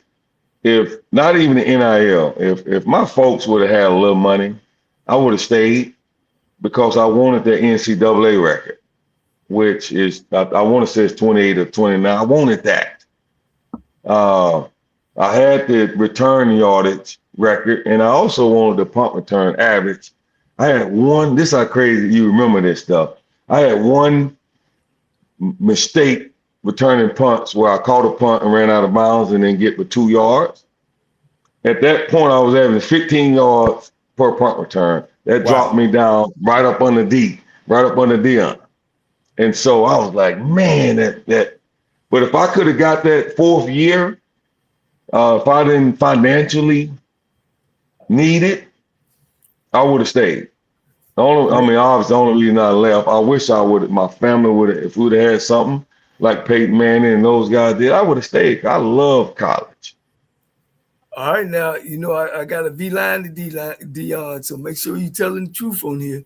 No, hey, Coach. That's why you don't need to ask Dion. Everybody that was in Tallahassee, listen. I can tell you, I saw it firsthand for 3 years that he was there. So now they ain't we don't need Dion to co-sign that. You played during an extraordinary time in Florida State, along with Charlie Ward and like I say, it was extraordinary. Well, no, you played with Danny Cannell, huh, Coach? No. Charlie Ward was with me. I played with Charlie Ward. I played with another Hall of Famer. My freshman year, people don't realize I played behind the Hall of Famer, Leroy Butler. Okay. Now it's Leroy Butler, but back with us, it was Leroy Butler. So I didn't even start my freshman year. I was the 3rd corner. I should finish. I should rotate, go in a little bit of the corner, but man, we had some talent there. Like you said, Charlie was our punter. Danny Cannell was not that. Yeah, he was our punter. He punted. We had Casey Weldon and Brad Super Bowl champion Johnson as our quarterback. Amp Lee, Edgar Bennett, Marvin Tree Jones at linebacker. And you had Derek Brooks. I was about to call him his nickname, Derek Brooks. So I played with some guys now. Was Mario Edwards on that team too? No, Mario was younger than myself. Mario was right. No, Mario was behind me. He the only one that did something with his life. He played for them Cowboys. So Yo's done a great job, man. Yo did a great job for us last year, and that's what happened to get them opportunities to do something else. Forever grateful and proud of him. Hey, Coach, I want to ask you a question because I found out that our athletic director and you are best friends, John Davis. He said that you his guy. He said he talked to you almost every other day. I talked to him today. Yeah, see, you tell now. See, Coach, let me tell you something. When you get off, you tell him, Mr. Campbell, I text him because I was going to have him surprise you and talk about the full stage. I've been texting all through the show and everything to see him get him on and everything. But he talked about how close you all were and things like that. Yes. So Coach, I tell you what, so this is for the family folks because a lot of people didn't know. I didn't realize that he came in with my class. I didn't realize he was all USA to All American. But best defensive back in the country. You know what? That's what I'm saying. When I looked him up, because when I said that dude came out with me. But you know what? A lot of people for FAMU don't know AD Davis. You know him personally. Tell them what kind of guy AD Davis is. Let me tell you something. You can't get a better person that understands business. AD Davis, I don't call him that, but AD Davis was the best defensive back coming out in our class. We were the only. It was 3 of us, 3 freshmen that didn't get redshirted. Myself, him, and Shannon Baker from the Muck. One of the hardest working people that you ever meet. Intelligent, gets the job done, organized. You guys got to steal the fan with him because the connections, the business, what he does. He started out, I'll just tell you this little thing. We used to be on the golf course when he was in pharmaceutical sales. and he'd be in the middle of the swing, and this is when them that beeper, them pages we had the pages, right? That thing would go off. Hey, drop that club, gone. Hey man, I gotta go. Because he understands the value of hard work and what the opportunity that I'm saying he's getting opportunities matching his ability with fam, man. Fundraising, organization, first class. I'm so excited for him. Obviously we got to go against each other, and I told him I might not call him that week. You know, we talk every week, probably 2-3 times, but when we play, don't take it personal. But we got to handle business up there. But you guys got a great deal. So he came in with your class. So he was the freshman class with you then. That's what it was? Yes. Okay, he came in. Yes. Okay. That's why because we were trying to figure out, and I was looking class at 89. Okay, 89. Okay.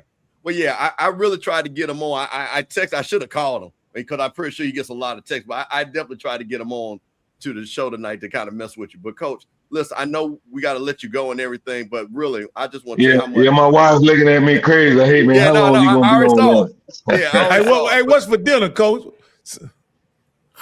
Right now, we past dinner. I'm about to get in this bed.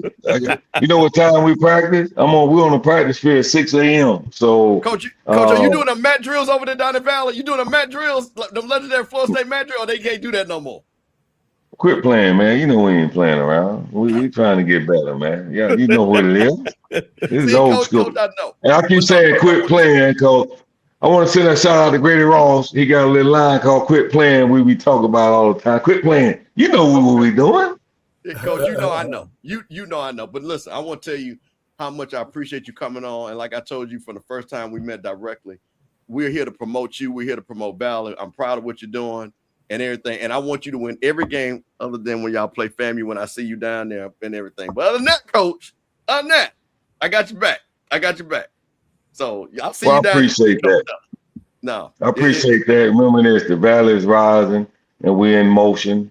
We're very, very excited about this year. Probably like all other coaches. We want to really, we think we've done a great job with our FBI, our teaching, our understanding from the spring, applying that to the summer and training camp. And now all that's about to come out. So we're excited about it, and we think we're going to put a pretty good product out there. Yeah. Hey, Coach, last question is, what can we expect to see from Valley on next Thursday night against Nicholls State? You're going to see a team that's going to come out, going to be disciplined, we're going to play hard, and we're going to play to win. Yeah. Hey, thank you, Coach, man, from my heart. And tell Coach Morgan I say hello, man. And look, we look forward to you to hey, look, you played a lot of close ones last year. It's time to win a couple of those. I appreciate your time and effort. Thank you. Thank you, guys. Hey, good night. Appreciate y'all. The Valley is rising. All right. All right. Hey, Coach, that's another great interview by Coach T. Buck from Mississippi Valley State. I want to thank Mr. Campbell for making the arrangement. See, this time I can't give Coach Cole the credit on this one. I got to give Campbell for setting it up and coordinated. It was a great interview. Coach Buckley is a tremendous guy, very inspiring, and I hope nothing but the best for Valley as they continue to to build this program. But Coach, he kind of thinks like you, Coach. You can't hold him accountable. It goes on his record, but he can't be held accountable for what happened last year, considering when he came in. So what do you expect this year from a coaching standpoint? In a coach in his first year with having everything, with him having his hands on everything. What are you expecting? What should we be looking for in his first year? Yeah. Unfortunately, man, that's the fleas that come with the dog when you take over a program in such situation that Valley was. So you can't jump on the win and loss record, the W's and L's, which really at the end of the day is the only thing count. Nobody cares about your schedule as long as you win the football games. So that's just a part of it. But you got to start looking at things like are the kids going to class? What is the GPA?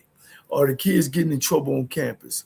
Are they making sure that you don't have all those discipline issues and they're going to the weight room on time or whatever you have those kids to do? When you start putting away all those little issues and all those little problems, because see, what people don't understand, it's the little things that can make you win, and the little things of like what I just talked about, and people don't understand, them going to class every time, what that got to do with the game? Because now they focus, excuse me, they taking their mind off of all the other things and all the other distractions, that these kids go through, and they understand. And guys, at the end of the day, really, of course, I coached on the 1A level, Division 2, 3 junior college. That's a big difference. Some of these kids have talent, but it's about the kid that's I'm all in on football, or oh man, I'm just playing it just because, or I'm just because I'm on scholarship. That's the difference between when you see these kids on the Division 1A level compared to the kids that's on Division 2, 3, and 4. It's about concentration. It's about focus. It's about perseverance. It's about what you want. And once you get your players and your organization and everybody is going in the right direction, those wins gonna come. They gonna come. But you gotta stay consistent. Everybody's got to believe into the program. And I'm telling you right now, from my experience, sometimes that don't happen. So what do you have to do? Get rid of players, get rid of coaches. Sometimes, man, the administration is not in line. Everything has to be in line. And and I know I made a prediction about Prairie View last year. I knew what Coach Jack was bringing to the table. I knew what Coach Golf, which is the athletic director, when he told us and sit on this story and said, that president told me, you the AD, you go find your guy. He didn't go out and hard pay somebody $30,000 to find some people. You know what I mean? He went and found his guy. And so everything was in line. The president, the AD, and the head coach. This is what we need. This is what we want.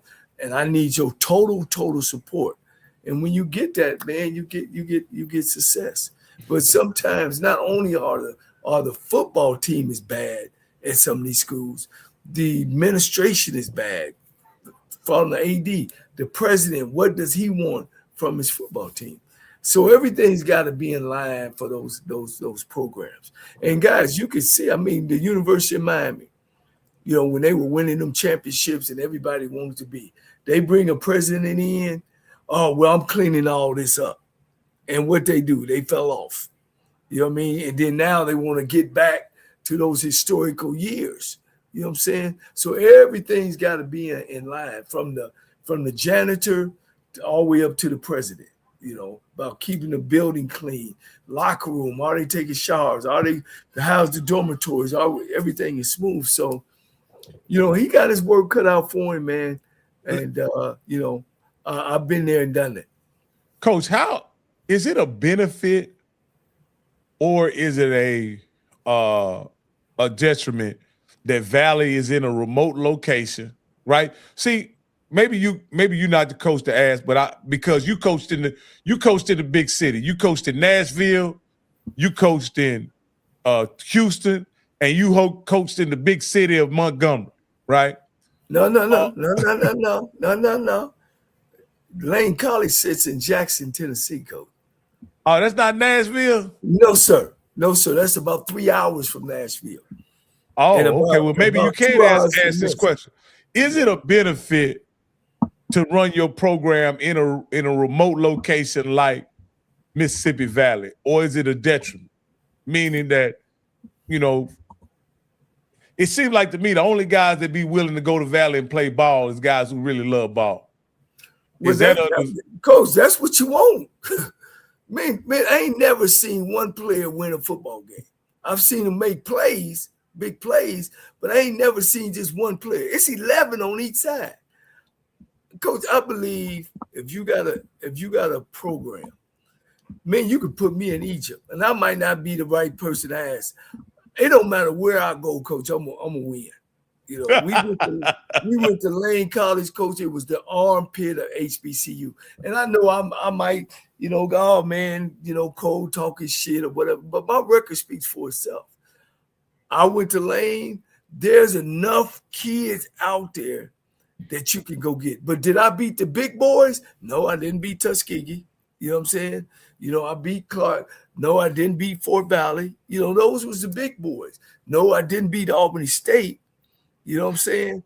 But I was beating everybody else because I had some kids, just like you said, they want to play some ball. They want to be able to come in. You know, I ran my program like Division 1A. And here's what I'm saying, how it's your mindset. Because instead of on Friday going to the movies, we couldn't afford to go to the movies, right? So I set up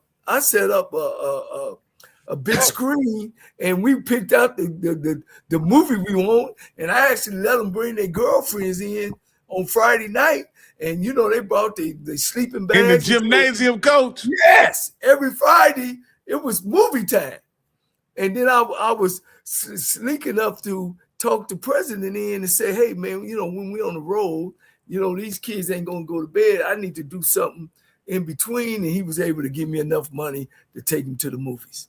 So you know, it's your plan of action and what you want to do. Don't run off. You know, during my time, now, you know, Campbell, you could sign up to 105 players. During my time, you could only sign 30 a year, right? So during that time, I didn't run off and sign all 30 players so I could have something to show on February, the first Tuesday in February, that we signed these kids. Shit, I held on to my scholarships because I knew a kid was going to get kicked off in the spring. I know I was going to pick me 2 or 3 up in the summer, and those kids were going to be players because what they doing, they looking around, man, where can I go play at? And I was able to be there and support and get some of them kids. At Texas Southern, Coach, I had 40 transfers. And, you know, they did a story on me with ESPN. I had them from LSU, Florida State, USC. I had some big time players. So it's all about your plan. Everybody's on board and everybody's in line. You can win anywhere. I believe that. And let me ask Campbell this. Campbell, in your estimation, how long should Coach Buckley be given to turn the program around? Man, listen, I'm going to be honest with you. That's a 5-year project because sooner or later you got to put, you know, the stick in the ground and just plant your flag. You know, you got a guy that clearly wants to be there. He's trying to bring it up. He's got notoriety in the state of Mississippi. Clearly he knows how to develop players because he's got guys going to Oklahoma and all types of stuff like that. So you got to give, because what are you going to do? Now, you know, what are you going to do? And the thing about it is, man, they were close on a lot of games. They should have won probably 3 more of those games. But like Coach said, the Texas Southern game, they should have won it. Southern game, they should have won that Southern game. Yeah. Should have won it. You know, the thing about it is like I told you, you know, you don't base his first 3 years on winning losses. I think, you know, what's the team's GPA? Are they, like I said, are they getting in trouble on the yard? Are they all showing up and doing what they're supposed to do? That's a measurement to say, okay, he going in the right direction. But if you got kids tearing up on campus, you got kids cussing the coach out, you got kids showing off, then you're not moving the program in the right direction. You don't have a control of your program. So all those things is a measurement of, are we going the right way? You know, right. I mean, look at Texas Southern. They kept Coach McKinney for 5 years, and he won 12 games in 5 years. You know what I mean? I mean, you know, they stayed there with him. Evidently, they seen some things that he was doing and not getting the W's, that he was moving the program in the right direction. Unfortunately, that he didn't get it done in those 5 years. I think you need to be showing some wins and losses in that third year. Yeah. That's what it is. And like I say again, I just think, I ask and I hear a lot of things. And Coach, that's kind of my this background I have, Coach, is about how high he's raised the GPA. He's right under the whole team being the 3.0, and that's saying a lot for Valley. You know what I mean, and stuff like that. So again, he's moving in the right direction as far as academics and things like that. Kids doing what they're supposed to do and setting the standard. So, again, like I say, will Valley ever have? I mean, like I said, they call it lightning in the ball when you get the Willie Toddens and the Jerry Rice and the Carl Bynums and guys like the Ashley Ambrose. I don't know if you ever get those guys ever again. But if you can make it competitive, you can sneak your big win every year and get that thing to 500 and then maybe make a run one time. I mean, that Valley people are going to be happy. Now, I know they want to go to Celebration Bowl. I saw that in the chat. But I think if you can get to where you're competitive every game, get to 500, get to 6-6, 7-5, and then you let the chips fall where they may. But like I said, I'm super excited for what he's doing because I know he is putting everything in there, and I like the fact that he's giving young coaches opportunities that want to be there. Yeah, that the administration gotta improve as well as the football program. As the president makes decisions up there and channel money to that program, you should start seeing some type of success. Coach, as we go over their schedule, we didn't get a chance to go over with Coach, but they kick off next Thursday with Nicholls State. They're going to Thibodeau. Then they have Sacramento State on the road. So they're starting off their first 2 games on the road. At home, they have Lincoln College. We can skip over that. Then they come back with Delta State at home. And then they go to the Gump on the State Fair Classic weekend, which is September 26th. And they go to the Gump. And then they host Prairie View on October 3rd. In those first, 6 games, I think we'll know what Valley is at least by the Prairie View game. Yeah. Now that Lincoln College we play, that ain't the Lincoln College from California. That's the Lincoln College from Missouri, Jefferson City. No, it says Pennsylvania. Oh, they going to one up in Pennsylvania, and they're playing in Chicago. Now I thought that they wasn't able to play those Division II teams like that. That after this year. Oh, after this year. Okay, I got you. And then they finished the last 6 games off. There's somebody say it's a Lincoln in Chicago. No, it's Lincoln in Pennsylvania, okay. But they're playing the game in the Chicago Classic. Oh. And they're playing at Soldier Field. They playing at Soldier Field. Okay. All right. So they'll finish the season, their last 6 games of the season. They'll finish with Texas Southern on October 10th, Bethune-Cookman on October 17th, Alcorn on the 31st on Halloween, Jackson State on November 7th. They will go to Bragg, where they brag different, and see if they can get 3 in a row.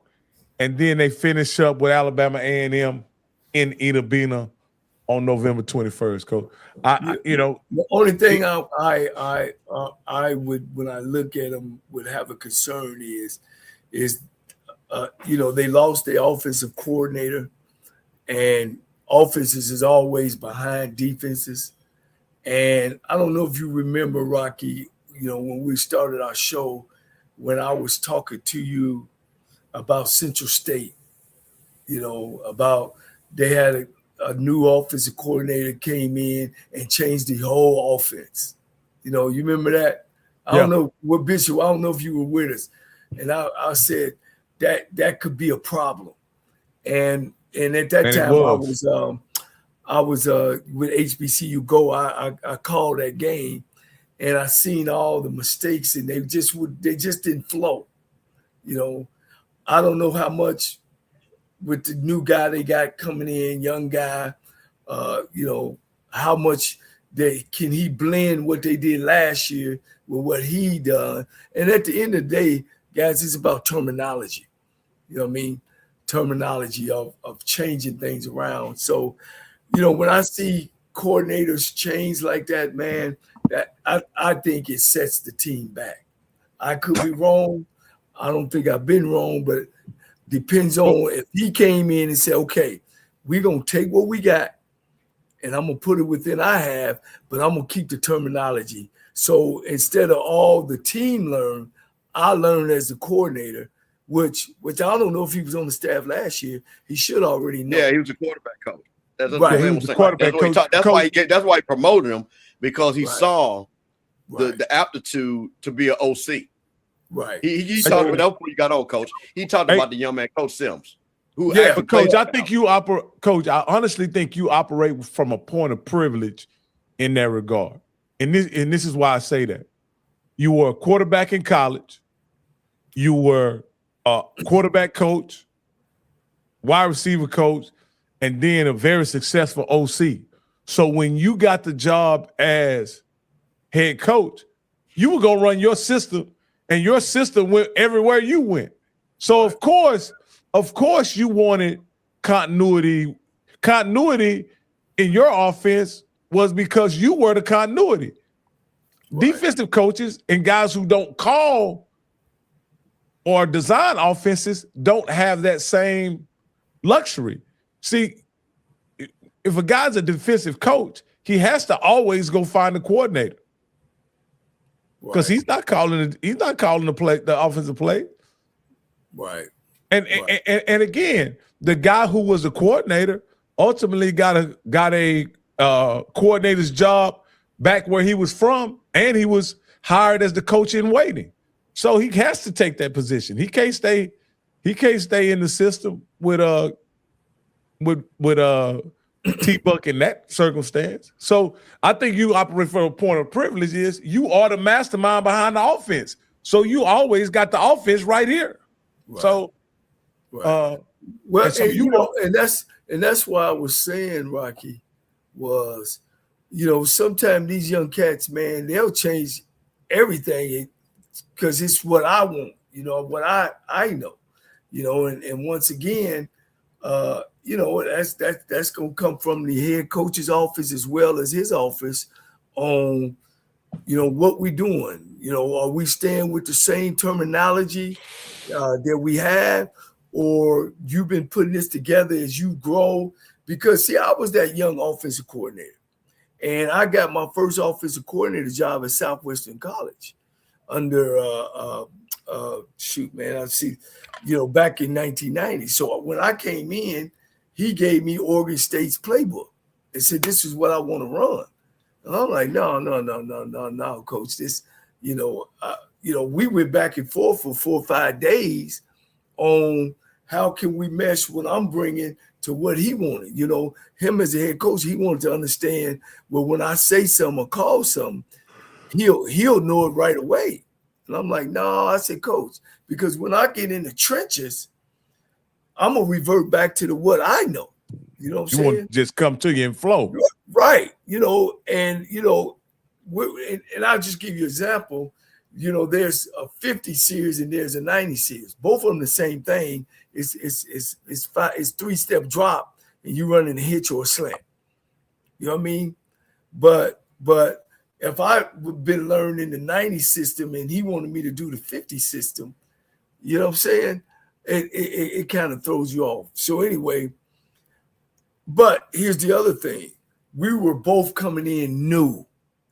It wasn't like he was already there and had an offense in, and then I was coming in behind the offensive coordinator. So we were coming in there together. So I did have a argument of saying, hey, this is our base. What I've seen in my career, and that's why I was telling you guys, it's a difference when you come in there as fresh together as opposed to you bringing a coordinator in to what some of the kids already know. And when you do that, that's only the time when I say, is the coordinator gonna come in, say, I'm the only guy gonna learn some new stuff, or is he gonna come in and disband? And when I've seen people do that, they didn't have success. It sounded like he was going to have some type of hybrid system where he was going to use some type of existing terminology and incorporating the concepts that the new offensive coordinator wanted to. Because you got to remember, Coach Parker brought his system from, was it Ferris College? Was that did he come from Ferris? Ferris State. Right. He bought it from Ferris State, so he had a lot of. Coach Parker had a lot of success with that system, and I'm sure he was bound to it. I don't know that. And let me tell you about that system. Now, that system won a couple national championships up at Ferris State, and that's you come in and you run the system. You don't come in with the system.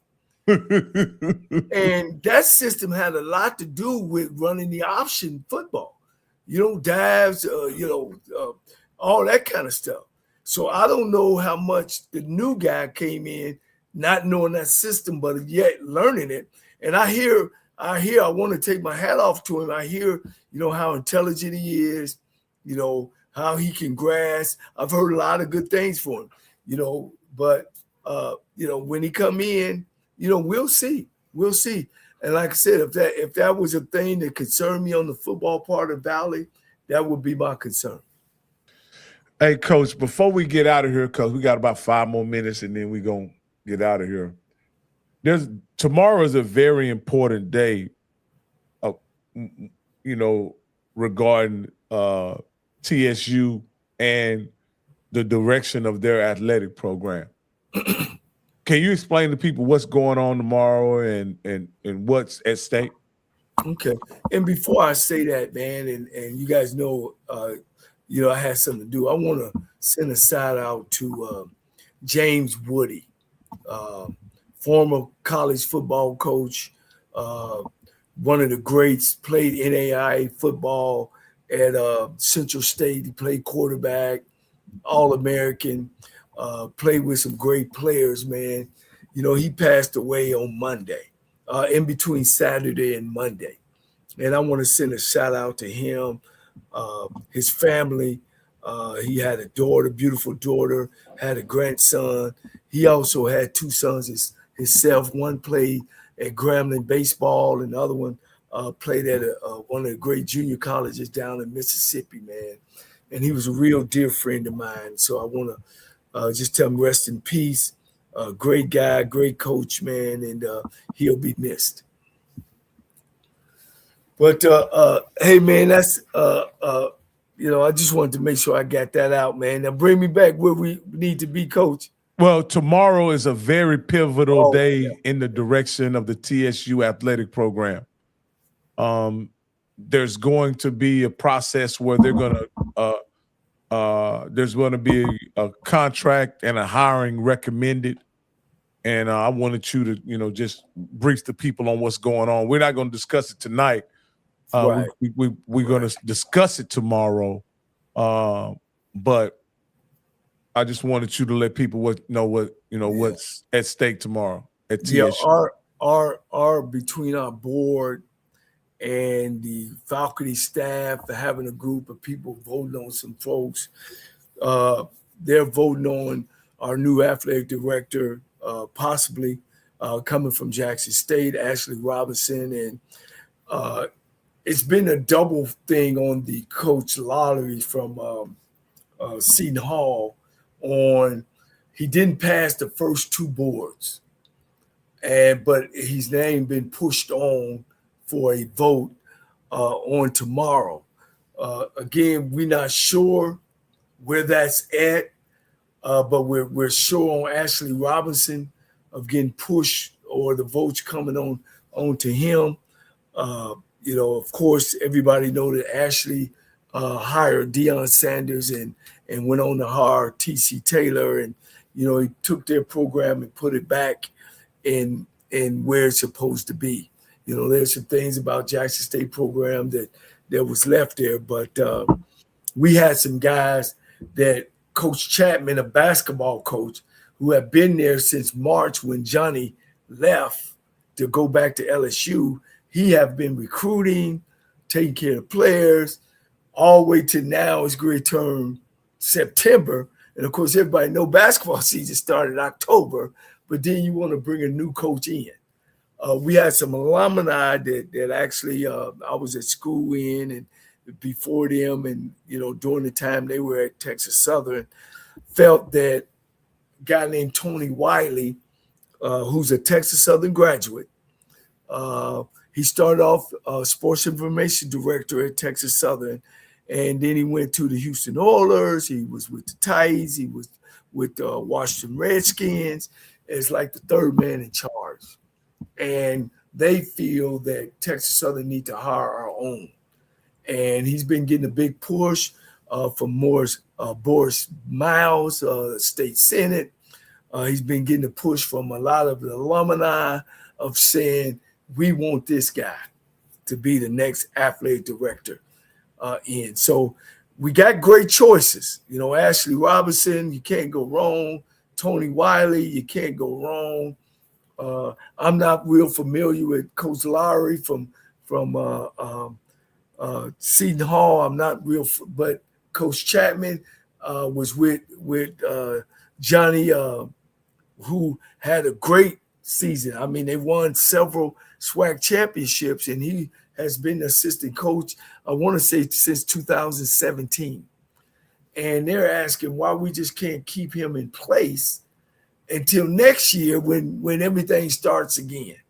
So that's where we are with Texas Southern. It's a mess. I have to say it's a mess. For some reason, we can't get it together, Campbell and Rocky, on hiring coaches. It take us forever. But the paycheck is going to be big. It's going to be a 5-year, $350,000. Our AD at the time, whoever takes it over, whether it's Ashley, whether it's Tony Wiley, will probably be making more than 90% of the coaches in the conference. So, we don't know how that's going to fall out.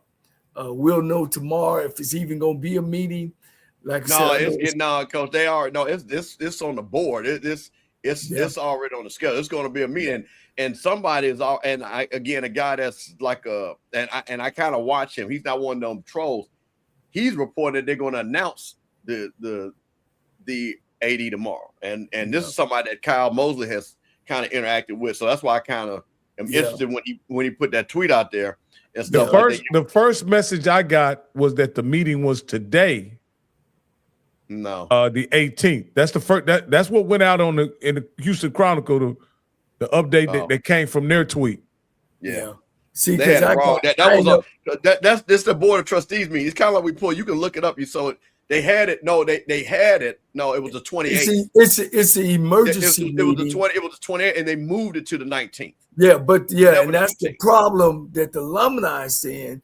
When they have their base meetings, you can go and sit. Now they have an emergency meeting, but none of the alumni know when it moved to the date. So they kind of upset about, well, what if we want to come to the meeting? So everything is done.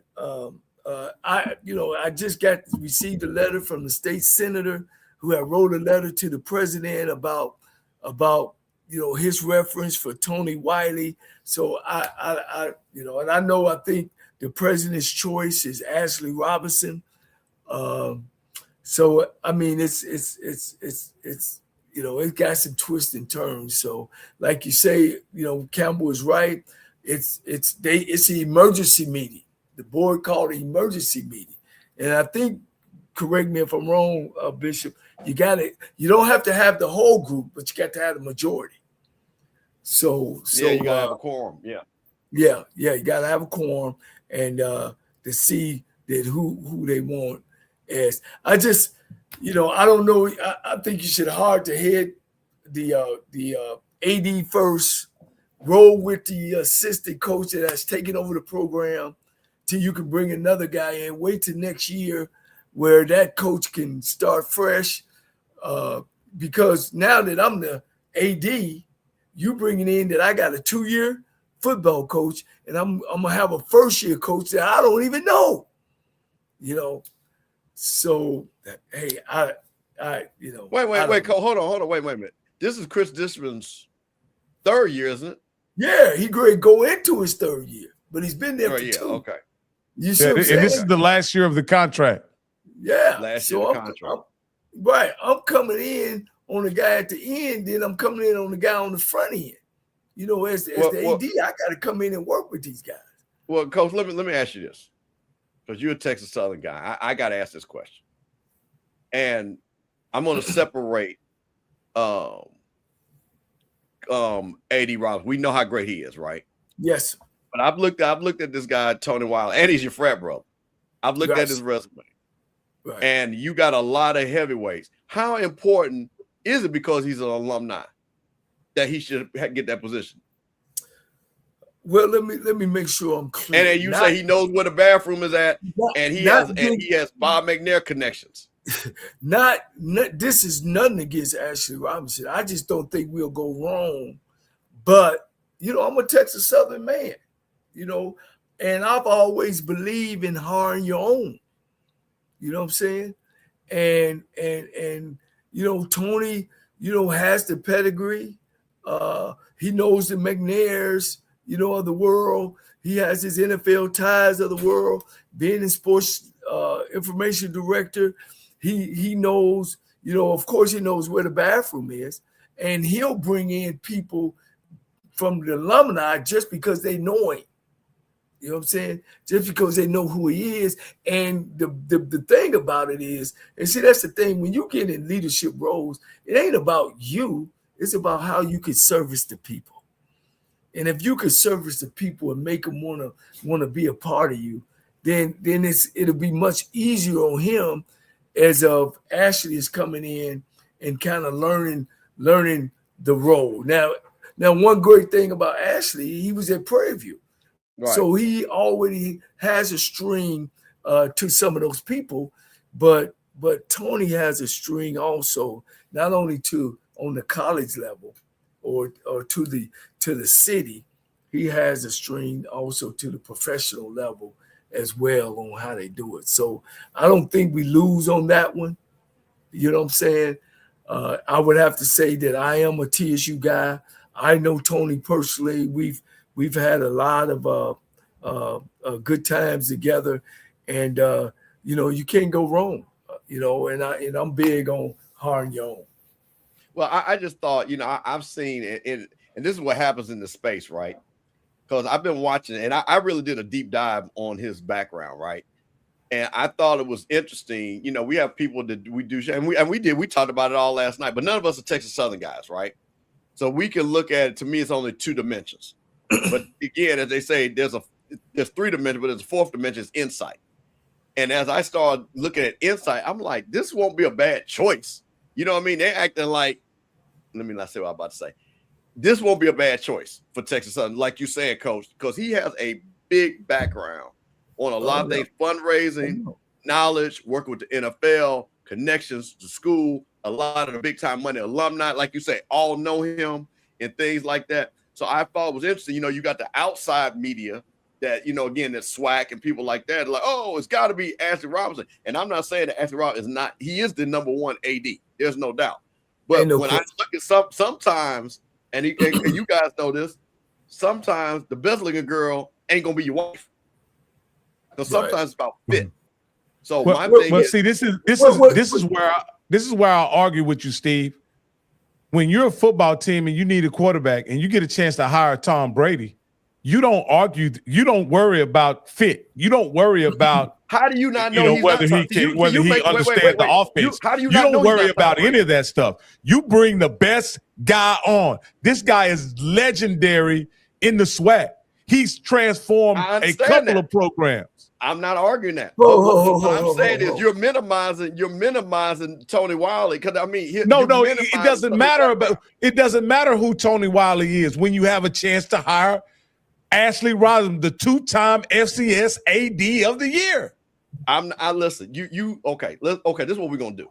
We've already acknowledged. Did I not just say 5 minutes ago? He's the best AD. That's easy. You're missing my point. I'm going to Coach Cole. And this is why I'm saying this. Sometimes as an alum, Coach Cole is an alum, and sometimes you also know because and I'm in this fight right now. So take AD Robinson out of it. We know that. But the whole purpose of us training our people is so they can come back and work. Because what does that say about us? That we can't hire our own guys that are qualified. But this is a very unique situation because, right, like you said, you are getting the number one guy. So I'm not arguing that. But the alumni argument is, first of all, this guy is qualified. There's no doubt about that. If you look at his resume, and like I say, he coming with resources. Bob McNair paid for him to go to school. You know what I'm saying? So there's some money coming. Yeah. So if again, I'm just looking at it from the other side of it, like Coach Cole is saying, is that when you're an alum, you do have an affinity for your alum. I'm not saying let's say this. He Ashley was SWAC AD of the year, right? 2 years in a row. Yep. Tony Wiley was four-time all NFL SID. 4 times. I think it was the Pete Rozelle Award. 4 times he won it for being the SID in the NFL. So he got it. Does that carry any weight? Yeah, of course it does, Coach, but it's not a direct comparison to what his job will be as an AD. You have a guy who has a direct a 1-to-1. There is nothing you have to do to make him fit. Let me compare. All right. He ran a sports information director, right? Of course, he had a budget. Public relations is what he won an award in. Right. He was the 3rd man in charge in Washington. He was in the upper, so he also sat in the meetings when they made decisions on players, coaches. The night that Jacoby Jones got drafted, guess who called me an hour before Jacoby got drafted? Tony Wiley. He said, Cole, they great call Tony. We gonna take him in the 3rd round. He's sitting in the meetings with the big. It ain't like he over on the other side of the building. Coach, he in the meetings when shit go wrong. Hey man, such and such man just hit some child, such. He in the room with the head coach, the general manager, the owner of the team. What we gonna do? How we gonna lay that out? So that's let me ask you this, Cole. Type of talk, right? Coach Cole, did Ashley turn the pasture into one of the best facilities in FCS football at Prairie View? Coach. It was a pasture. Jackson State. I don't think anybody's arguing that. Jackson State. No, I'm talking about Prairie View. I'm talking about Prairie View. It was a pasture. And now they have some of the best facilities in FCS football. He went to Jackson State, hired Dion, transformed their program. Coach, this is a no-brainer. This is Tom Brady. This is Peyton Manning. You understand what I'm saying? This is Josh Allen. This is Patrick Mahomes. When you get a chance to hire those guys, you don't worry about who's second. You tell that guy, hey, get behind center, call the play, take the snap. Well, I'm big on harm my own. If I raised you, fed you, taught you, and you don't went out and done greatness, I think there's greatness on both levels. Like I said, ain't none of this is against Ashley Robinson for me. Either one I think will do the job. Y'all make it when y'all say that, y'all make it seem like it's equal, and it's not. No, I'm not doing that. Now, we've already acknowledged the best candidate because, to your point, is working a job. Okay, what I'm acknowledging is I'm looking at what the alumni are looking at, and you cannot discount this man's. I tell you this: if you took Ashley Robinson, that man would be AD without Coach. Is that not true? Would that not be a no-brainer if Ashley Robinson was not up for this job? It'd be no-brainer. So that's what I'm saying. So it's not like that. If you didn't have, like, to your point, you got a transform the person because his resume. But it's not like this guy is something in their mind, because we don't know what anybody does. In their mind, they don't feel there would be a dropout. And all I'm saying is, I'm just talking about from an alum standpoint. I'm not saying they should hire him. I'm talking about, I know that feeling, and I'm in this fight where sometimes you want to hire a person that is part of the organization. I don't think anything's wrong with that. But Rocky, to your point, in the end, as being a boss, I'm always going to defer in the end to hire the best person, because that's the best for the school in the end. But what I understand, when you got people like Michael Strahan and all these big time, like Coach knows, that'll be like, we want Tony. That ain't no lightweight stuff when Michael Strahan is out here saying we want Tony Wiley.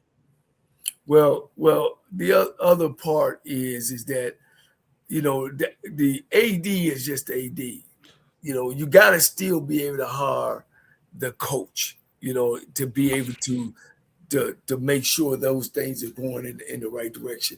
You know, I don't think we can go wrong with either one, but I'm being a Texas Southern, and the question was asked to me, I'm going to take one of my own every time. I just see him, especially when he has the pedigree. You know, Tony Wiley has the pedigree. Not saying that Ashley Robinson don't have the pedigree. I think there's some avenues that Tony, once he gets back to Houston, that can step in right then and there and move our stadium stuff forward and whatever else we need to make that program go in the right direction. Ashley, to me, has the know-how to do it.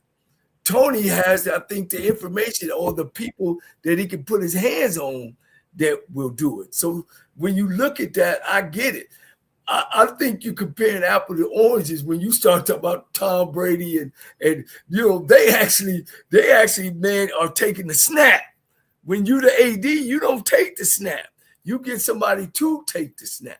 I get you. I think that's apples and oranges, you know, of about how much an AD can really come in and turn a program around, as opposed to some star football player. I just can't. I don't think you can match those two, Rock. I just don't, you know. But I see Ashley is good. Don't get me wrong now. Don't get me wrong. Coach, I have nothing.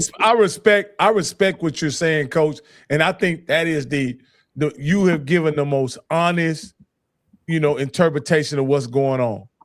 You would rather have your own guy than someone who is not affiliated with your program, and you're saying that regardless of credentials, and I respect that, and I respect that. You doing the same thing Jerry Jones and all those other family-ran businesses do. They hire, if your last name ain't Jones, then you can't work for them. And what you're saying is, as a TSU alum, you prefer a TSU guy over anybody else, and I'm with that. But to me, that falls in the same situation when guys are hiring frat brothers and line sisters and all that other stuff. It falls in that same category. But wait a minute. But you're saying But what you're then? But they qualified. They're qualified. See, that's what you're doing. See, this is the thing that we're saying is this person is actually qualified. Now right. So you could have two people qualified, Rock. You do know that, right? Yes, but what I'm saying, I'm not questioning Tony Wiley's qualifications, and I'm not justifying. You just did. So what I did, Steve, is that when you let line sister, frat brother, alumni, that's not what this is. No, listen what I'm saying. When you let line sister, frat brother, alumni trump any qualifications that any other candidates have, you're being unfair, in my opinion. Hey, look, and take nothing from Ashley about hiring Deion Sanders. Deion Sanders was looking for a head job, guys. He was looking for a head. It was just two great boats going in. Ashley's brilliance was to give Deion an opportunity. You know what I'm saying? And Deion took that opportunity. It's the bravery. It's the bravery. It's the courage. It's the foresight. It's right. You understand what I'm saying? It wasn't no level you know, like Deion was coming in and I'm, you know, Deion was a great player. Shit, he hadn't proved that he was a great coach. Yeah, bro. Listen, Jack State was so low. Listen, he didn't have nothing to lose hiring Deion, Rocky. Listen, let's keep it a buck now. Hold on now. I don't think you realize it was greatness for him, like you said. Go ahead. It was greatness, Rocky, like you said. Why didn't anybody else do it then? But he had a vision. But okay, that's the point, Rocky. You're actually saying your point. That's my point. But listen, it's not so much as anybody. Deion tried to get jobs. And there were people like, yeah, no. He interviewed, so it's like he didn't try to interview for jobs. But you're looking at it's two things can be true. Did he have the foresight? And he hoped that it would, because that's what it was. I think you're selling that short. The thing he doesn't. But what I'm saying is, from a PR standpoint, at the lowest, Jack State was at this lowest time. Coach, you can tell him in 40, 50 years. You understand this is Jack State University. So for you to go back and say, you know what, let me take a shot because where we're at right now is not working. And I can bring Deion in and let's see what happens. I think that's great, but I also think that, again, it wasn't like Jack State was at a championship. I tell you what, I bet you what he wouldn't have done. If Jack State was winning Celebration Bowl, I bet you he wouldn't have hired Deion. What I'm saying is this is a 38, 39-year-old man who took a chance on a guy who had never head coached at the collegiate level, right? He pushed all his chips to the table. Did Eddie Robinson coach? Did Eddie Robinson coach? No. Okay, Eddie Robinson was there before Deion. But that's a risk, right? No, Eddie Robinson was not there before Deion. No, Eddie Robinson. Okay, you're right. So Eddie came a year after, right? Yeah. Yeah. Because he played, he coached. No. What I'm saying is, if Deion doesn't do what he does, Eddie Robinson probably doesn't get an opportunity. You think so? No, Eddie Robinson, him and the president coach, they went to school together. They frat brothers. That was a done deal. When he got the president's job, he had asked Eddie to come. Eddie sat for a year or two and then came on and took my point is, just like A.D. Cable, A.D. Robinson saw something in Deion Sanders, and he pushed all his chips to the table, and it worked out. And it worked out. My point is, again, he did not only strike gold at Jackson State, he also struck gold at Prairie View. Right? And with that kind of track. But he won the AD. Was he had just took over the AD job when Frazier won the championship, right? In 2009. No, he took the job before Frazier won the championship. No, I thought McCullum was the AD. No, McClellan was the AD in 07, 08, 09, 08 is when Ashley took over. They won the championship. 09, they won a championship. Yeah, they won a championship in 09. Okay, that was his first year. Yeah, well, I mean, yes, technically. Yeah. I've looked at both of these guys' resume extensively, right? And the fact that what Ashley Robinson, what he was able to do at Prairie View alone justifies his hiring at TSU in a very similar situation that TSU is in. TSU is in a very similar situation that Prairie View was in when he got the job at Prairie View. Very similar. Well, let me ask you a question. But Coach, after 09, how many championships did they win? Prairie View in football? No, zero. No, okay, they didn't, but he came back and made a tremendous hire with Willie Simmons. You can't. And Willie, I don't. But see, Rocky, this is what you're trying to do. You're trying to act like we're trying to tear down after nobody. No. I'm just saying it's not. Only thing I'm saying is when you say you can't go wrong with either person. In my mind, maybe I'm just interpreting it wrong. Maybe I'm overly sensitive about it. It's making it seem like y'all saying that to say that the candidates are equal. Well, I'm saying no, we're not. No. That's what I'm trying to tell you. The first thing I said is Ashley Robinson is the best AD in LCS. There's no equal to that. Ain't no question. Now, Now move that over to the side. The question was, and what people, and I was talking about the outside that don't know this man, that's like, oh, he's horrible. And I'm like, wait a minute, let me go look, because I'm like, how you saying this guy's horrible? And Rocky, what I would ask you, and Coach knows this, it's all about what we hear, resources, right? What if he comes in there and say, listen, I'm coming here, Bob McNair gonna cut a check for $2 million to go get X, which seems like that's where he moves in those type of circles. Resources matter. Resources matter. Yeah. So all I'm saying is nothing is wrong with them. Well, let Bob McNair hire him. Huh? He did. They did. He did. He already hired him. That's the he currently works as a consultant. Yeah, he was the SID. He was the sports or marketing. They call it something else for the Titans. Yeah. No, I once again, man, it's about fit. Fit is important too. And I think you're right, Rocky, where Texas Southern is and they athletic program, maybe Ashley can come and do it again. You know what I mean? But then yet, Tony has already all that connections. You know what I mean? All he got to do is put things together. So, like I said, man, I think it'll be a great fit either way. It depends on what we feel and what we think that would work, or what each one of them. Both of them gonna be up against a challenge. You know what I'm saying? Of getting that program, the athletic program, going in the right direction. Yeah, I agree. I agree with you, Coach. It's gonna be a challenge either way, but Coach, I admire you for just having the courage to admit the truth. And the truth is, the alumni wants one of their own to at the helm. Yeah, and it doesn't matter. Ashley Robinson could have been the president of the United States. They want one of their own at the helm, and that's but let me put the icing on the cake. We want one of our own that got the experience, that comes in with. We just ain't trying to say Tony Wiley because he's a TSU graduate. This man has been on top of the mountaintop, man. You know what I'm saying? And that's all what I'm saying.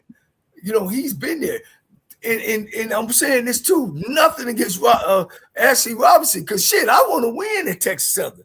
So we, for a change, we're in a win-win situation. Guys, do y'all know how many ADs we've had since I've stepped foot on Texas Southern's campus? Shit, we got to be in the 30s. We got to be in the 30s. And ain't none of them besides Coach Charles McCullin has some experience in the HBCU realm, which was a good thing. He was a part of turning Prairie View around and getting scholarships, and he was around then. But besides him, shit, Coach, man, I can't cheer on none of the ones that this came, before him and after him. You know what I'm saying? And I think this time I think we're in a win-win situation in Texas Southern for the first time, picking an athletic director that can move our programs forward. Like I say, Coach, I think you said, you said it best. You guys want somebody competent. It looks like you guys have two really competent candidates. And for what it's worth, I hope you guys do get one of them. And my choice, which I don't have a pick, my choice would be A.D. Robinson. But I understand why you and the alumni would want someone who has Texas Southern ties. Just the same way that Campbell was advocating for someone with FAMU ties. I understand. And Rocky, and the funny thing, and like I said, that's what I'm saying. Ashley Robinson is one of one. That's the thing about it. If you're going to get the best guy, I'm gonna keep saying this. The guy is the 2-time athletic director of the year. The guy has shown, like you say, over his career. That ain't what I was talking about. was where people was discounting Tony Wiley like he was some lightweight. That's what my point was. Oh yeah, no. And He's it definitely makes not a sense lightweight. No. For people like Coach Cole, Michael Strahan, all those big time alums, like the guy that's in the Texas legislature that's writing for this guy, they ain't doing it because that's his boy. They're like, this guy's qualified. Yeah. These are high level people that are back there. You got the top newspaper. Yeah, you got the top guy, Ralph Cooper. You got the state senator, Boris Miles. You know, you got some big heavy hitters that support. But the president has made a recommendation, though. That's my point. If this was done before the president made his recommendation, I could possibly understand it. What they're trying to do is pull the rug out from under the president, and that's what I personally have issue with. This guy has been given. Coach, man, let me say this, Coach. I mean, and I, you know, of course, you know, I always got to be careful, you know, what I say on this channel, but the whole stuff could be handled a lot better than it has been. You know, from the head coach, football coaching job to even today. You know, we just got to do better as a university, and hopefully, you know, President Crawford can stay around long enough to establish his place. You know, the biggest thing wrong with Texas Southern is we never finished the race. What do I mean by that, Coach Cole? We start off with the first leg. By the time we get to the second leg, we got a new president. You know, so now we're back to one. Then by the time we take off again, that new president get rid of that AD, and then now what we doing? We're back to one. Then all of a sudden we start off again and we hiring guys is not qualified to be, and then they lose so bad. We get to the third leg, then boom, we that guy disappeared, then we start back one.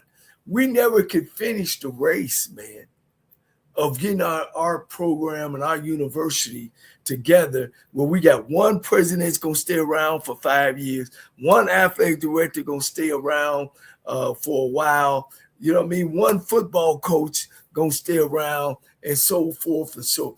And we don't have a matriotic guy. What I mean by that, a guy that's been around the school so long that, you know, he's seen the good part and bad, and you don't have to continue to start over. The law school guy, isn't that? Yeah, man, we got an interim law school guy. Been having an interim guy for the last 10 years. Our law school used to be the best in the nation. Our farming school used to be one of the best in the country. You know what I'm saying? But we got so much turnover and just it's tough. You know, it's tough being in a republic state. You know, you got Republicans on the board. You know, it's tough, man. It's just working out for Prairie View. Yeah, because they up underneath the Texas A&M system, and you know it's the people in charge who's running the show. Texas Southern doesn't have any problem with attendance. They're I think they're the largest institution in the SWAC, if I'm not mistaken. I think you are now. I think I'm not sure if we are now. You know, I know North Carolina A&T took over the HBCU. I'm talking about in the SWAC. I was just talking about in the SWAC. Yeah. Oh, but my point is Texas Southern is much like what I see Texas Southern in a similar way that 3 or 4 years ago that Mr. Campbell was saying about Prairie View. If they can make the right hires, they could be very successful in the SWAC. And I see Ashley being in a situation where he's a can't miss guy. I'm gonna say this, and I know a lot of you guys didn't agree with it, but I thought Granger hiring McNair, and you know I was on board with this, Coach Cole. I thought hiring McNair was an excellent hire for TSU. I know a lot of people in the TSU ecosystem didn't want him, but he was a championship coach. Why wouldn't you want a championship coach? I didn't understand that at all. But that's water under the bridge. But I understand your frustration with TSU. It looks like there's a bit of dysfunction that's part of every hiring and every firing that you guys have. It's one thing that TSU don't do is hire their own. They've hired a couple people, but most in 2007 they hired this guy from Dayton, Ohio, that had played there in the mid-'80s. and they hired him a head coach, so they do hire their own sometimes. Not enough. Can I say that? And let me say this too. I mean, we're going back and forth on it, and it looks like that Ashley is definitely in the driver's seat, and definitely tomorrow I think he will become our athletic director. And I definitely will reach out to him and see if congratulate him, Coach. Oh, ain't no question, and get him on. I mean, me and Ashley is frat brothers, and we've had a relationship in the past when he was at Prairie View. I think he's a great young man. He's a socialist. I mean, he ain't scared to get out there and sell himself. I think, again, I'll say it again, I don't think we can go wrong either way. And if Ashley is the guy, I'm going to be cheering for him and making sure that whatever I can do to help him make Texas Southern great again, I will. Hey, and this guy, Edwin Moore, makes a very valid point that Granger is the all-time leading scorer at Texas Southern, and he was the AD, but he tried to score one too many times, and which led to his demise. Oh, wow.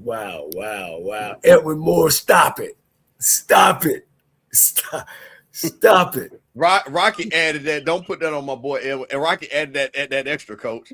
That. Rocky added that. What you say? What you say, Rocky? They opened the door up. Right. Yeah. He said he was the all-time leading scorer, and I just thought it's funny that he lost his job by trying to score one. He tried to score. He went to the hole one too many times, and it ended up going bad for him. Allegedly, let's say allegedly. Oh, Coach, man, look, I'm out of that one. No comment. No, Coach. Hey, man, we done went 30 minutes past when I said it. But yeah, hey, Mr. Campbell, let me ask you before we get out of here. How good does it feel for someone to take the mantle of FAMU foolishness? they done pretty much wipe y'all off the map when it comes to FAMU foolishness. Well, it's sad and it's funny because, like Coach said, you shoot yourself in the foot. You do it. It's nobody else. It's different. Now, we got outside for all of our schools because we're in red states that don't want to succeed. But some of that, as they say, my grandmother had this sign in her house. Mistakes will happen, but must you give them so much help? And that's a real thing. That is a real thing if you think about that. Mistakes will happen, but must you give them so much help? So it's the thing about it is, like, again, we got family foolishness going on academically. But I am excited that Coach Quinn Gray has got things on the right track. The APR is going to be right.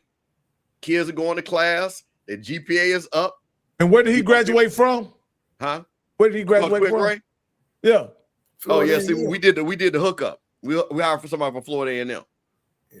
Nobody from Florida State this time. Let me say this, man. I believe wholeheartedly that I'm not saying every person on campus need to be from the school they graduated from, but damn it, it need to be at least 40 to 50% damn near.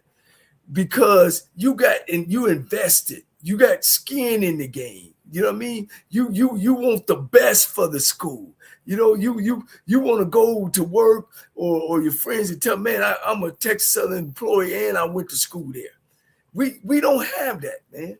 We don't have, and I guarantee when you look at all those schools in our conference, I guarantee you they got guys been around there 10, 12, 13, 20 years. And some of them you can't even touch.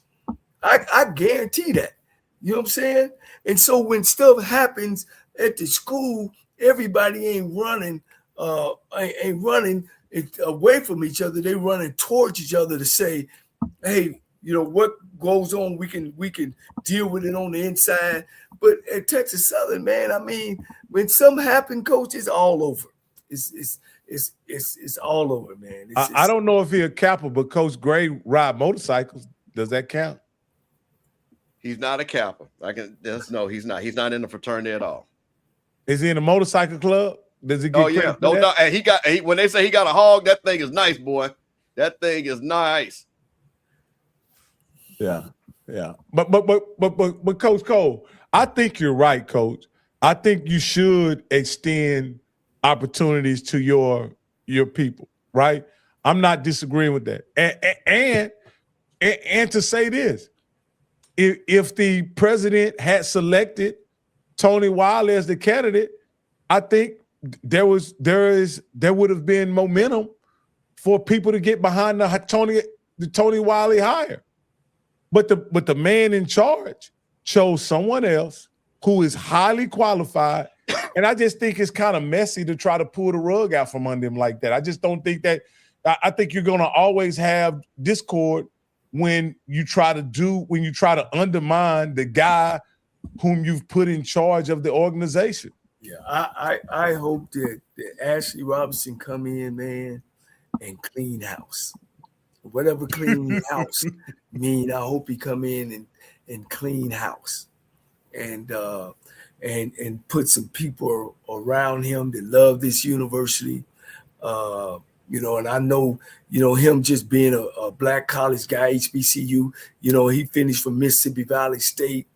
And I just do, Coach. I mean, we need a cleaning, and we need to start, and be able to get some continuity, man. And hopefully he stay around long enough that he could build our athletic program up to what it used to be when I was in school. We didn't do well winning in football, but all the other sports we were good in. We would win track every year. We would win basketball. Y'all really good in track. Yeah, y'all were really good in track. We would, you know what I'm saying? And we had TSU folk on our campus. So I hope that he can come in and make that a priority. All right, guys. I don't have nothing else to say. We'll see how it pans out tomorrow. Hopefully it's a rubber stamp on Ashley Robinson. And I really hope the coach gets approved as well, because that's the guy that the president wants. But I don't know. I can tell you this, and that part ain't happening. Yeah, with him not being recommended by two committees, that's pretty happening. Tough. That's pretty tough. Unless Ashley has some pull that or the president has some strings he can pull to get 5 votes. You don't see him getting 5 votes. I tell you this too now, everything politics, and when you as a president go against, state senators and, and stuff like that, man, Man, they Democrats. It don't matter. All them guys that's writing them letters, they Democrats. This Texas. This is Texas. Yeah. We'll see in November. If the stage Republican. And you do got a point there.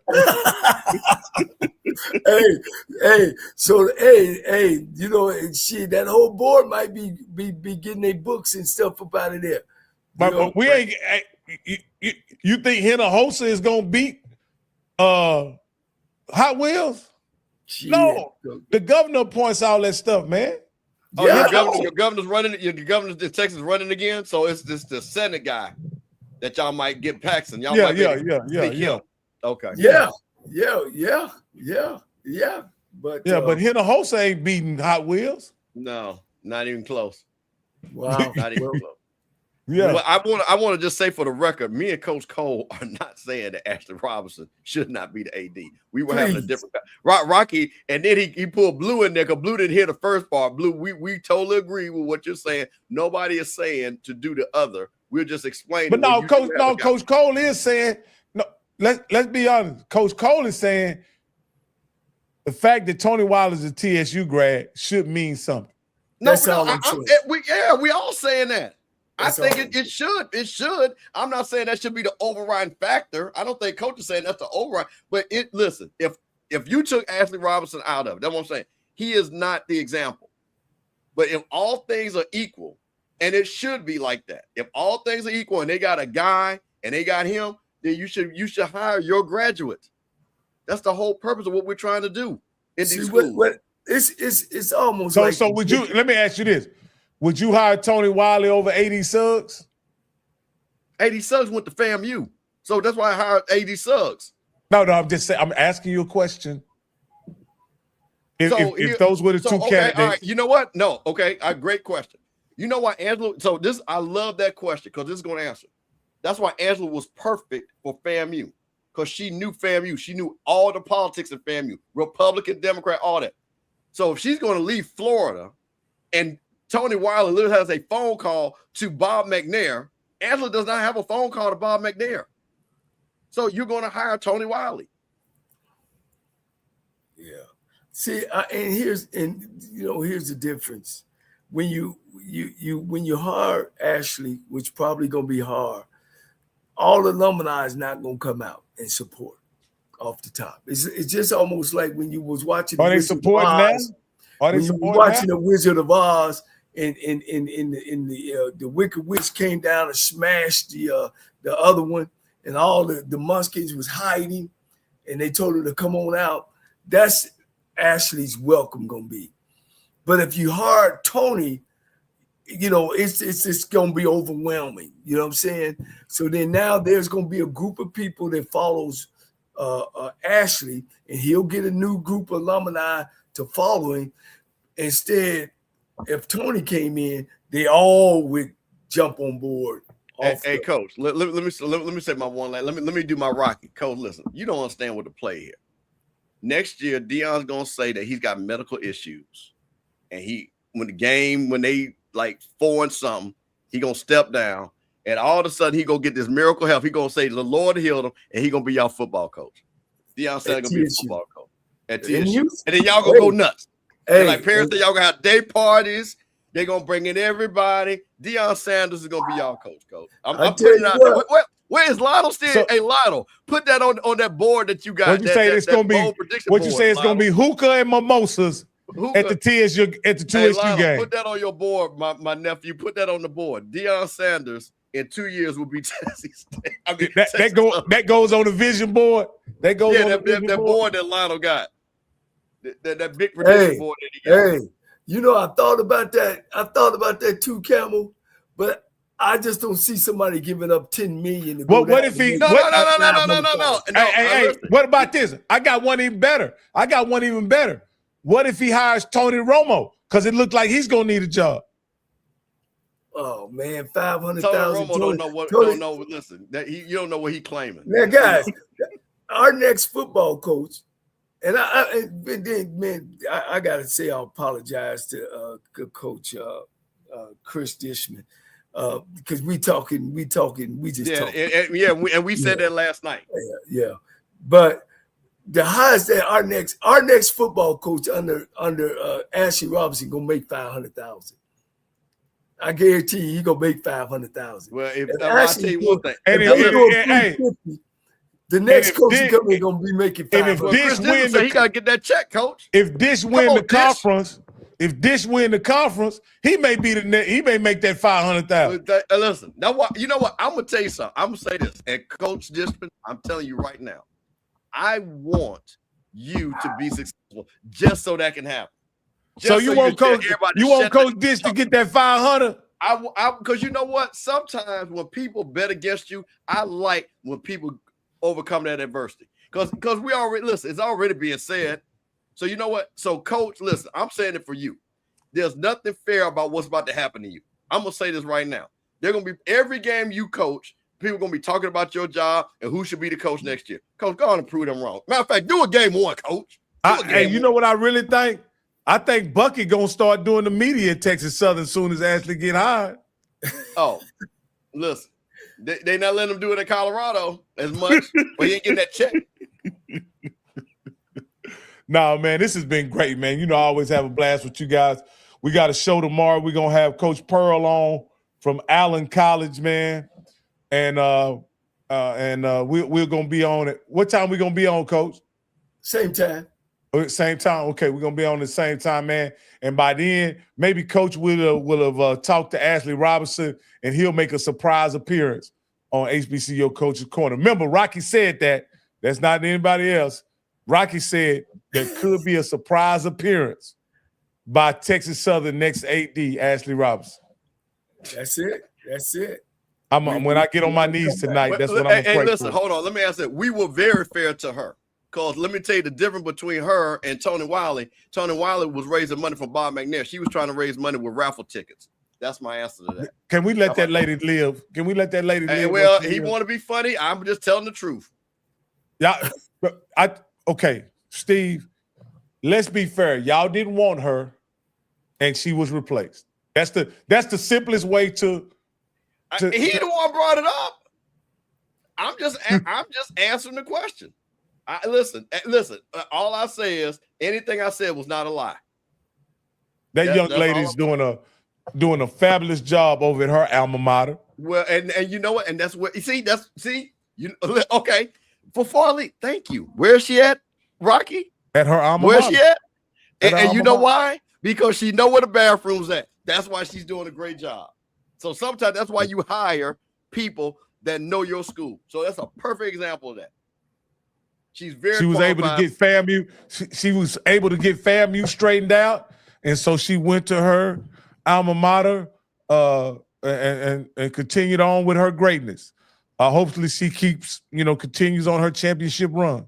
I do too, and I think, and I'm very happy for her to be at her alma mater where she belongs. Shout out to OBG. Hey, Coach, I'm out of here. Okay, man. Y'all be good. Hey, man, great guys for staying around. Hey, Coach, you got to give them their speech, Coach. You got to give them their speech. I am, Coach, and we went a little long tonight, but we had a great guy on and Terrell Buckley with Mississippi Valley. Like I always say, keep hitting those likes, keep following the show. There's a lot of good things that we want to do this year to bring it right into your living room. And, I know things tight. When I looked at gas here in Arizona, it's $4.89, almost $5 a tank. And hey, if you feel yourself at the end of the rope, like I always say, tie a knot and hold on tight, because ain't nobody bad like you.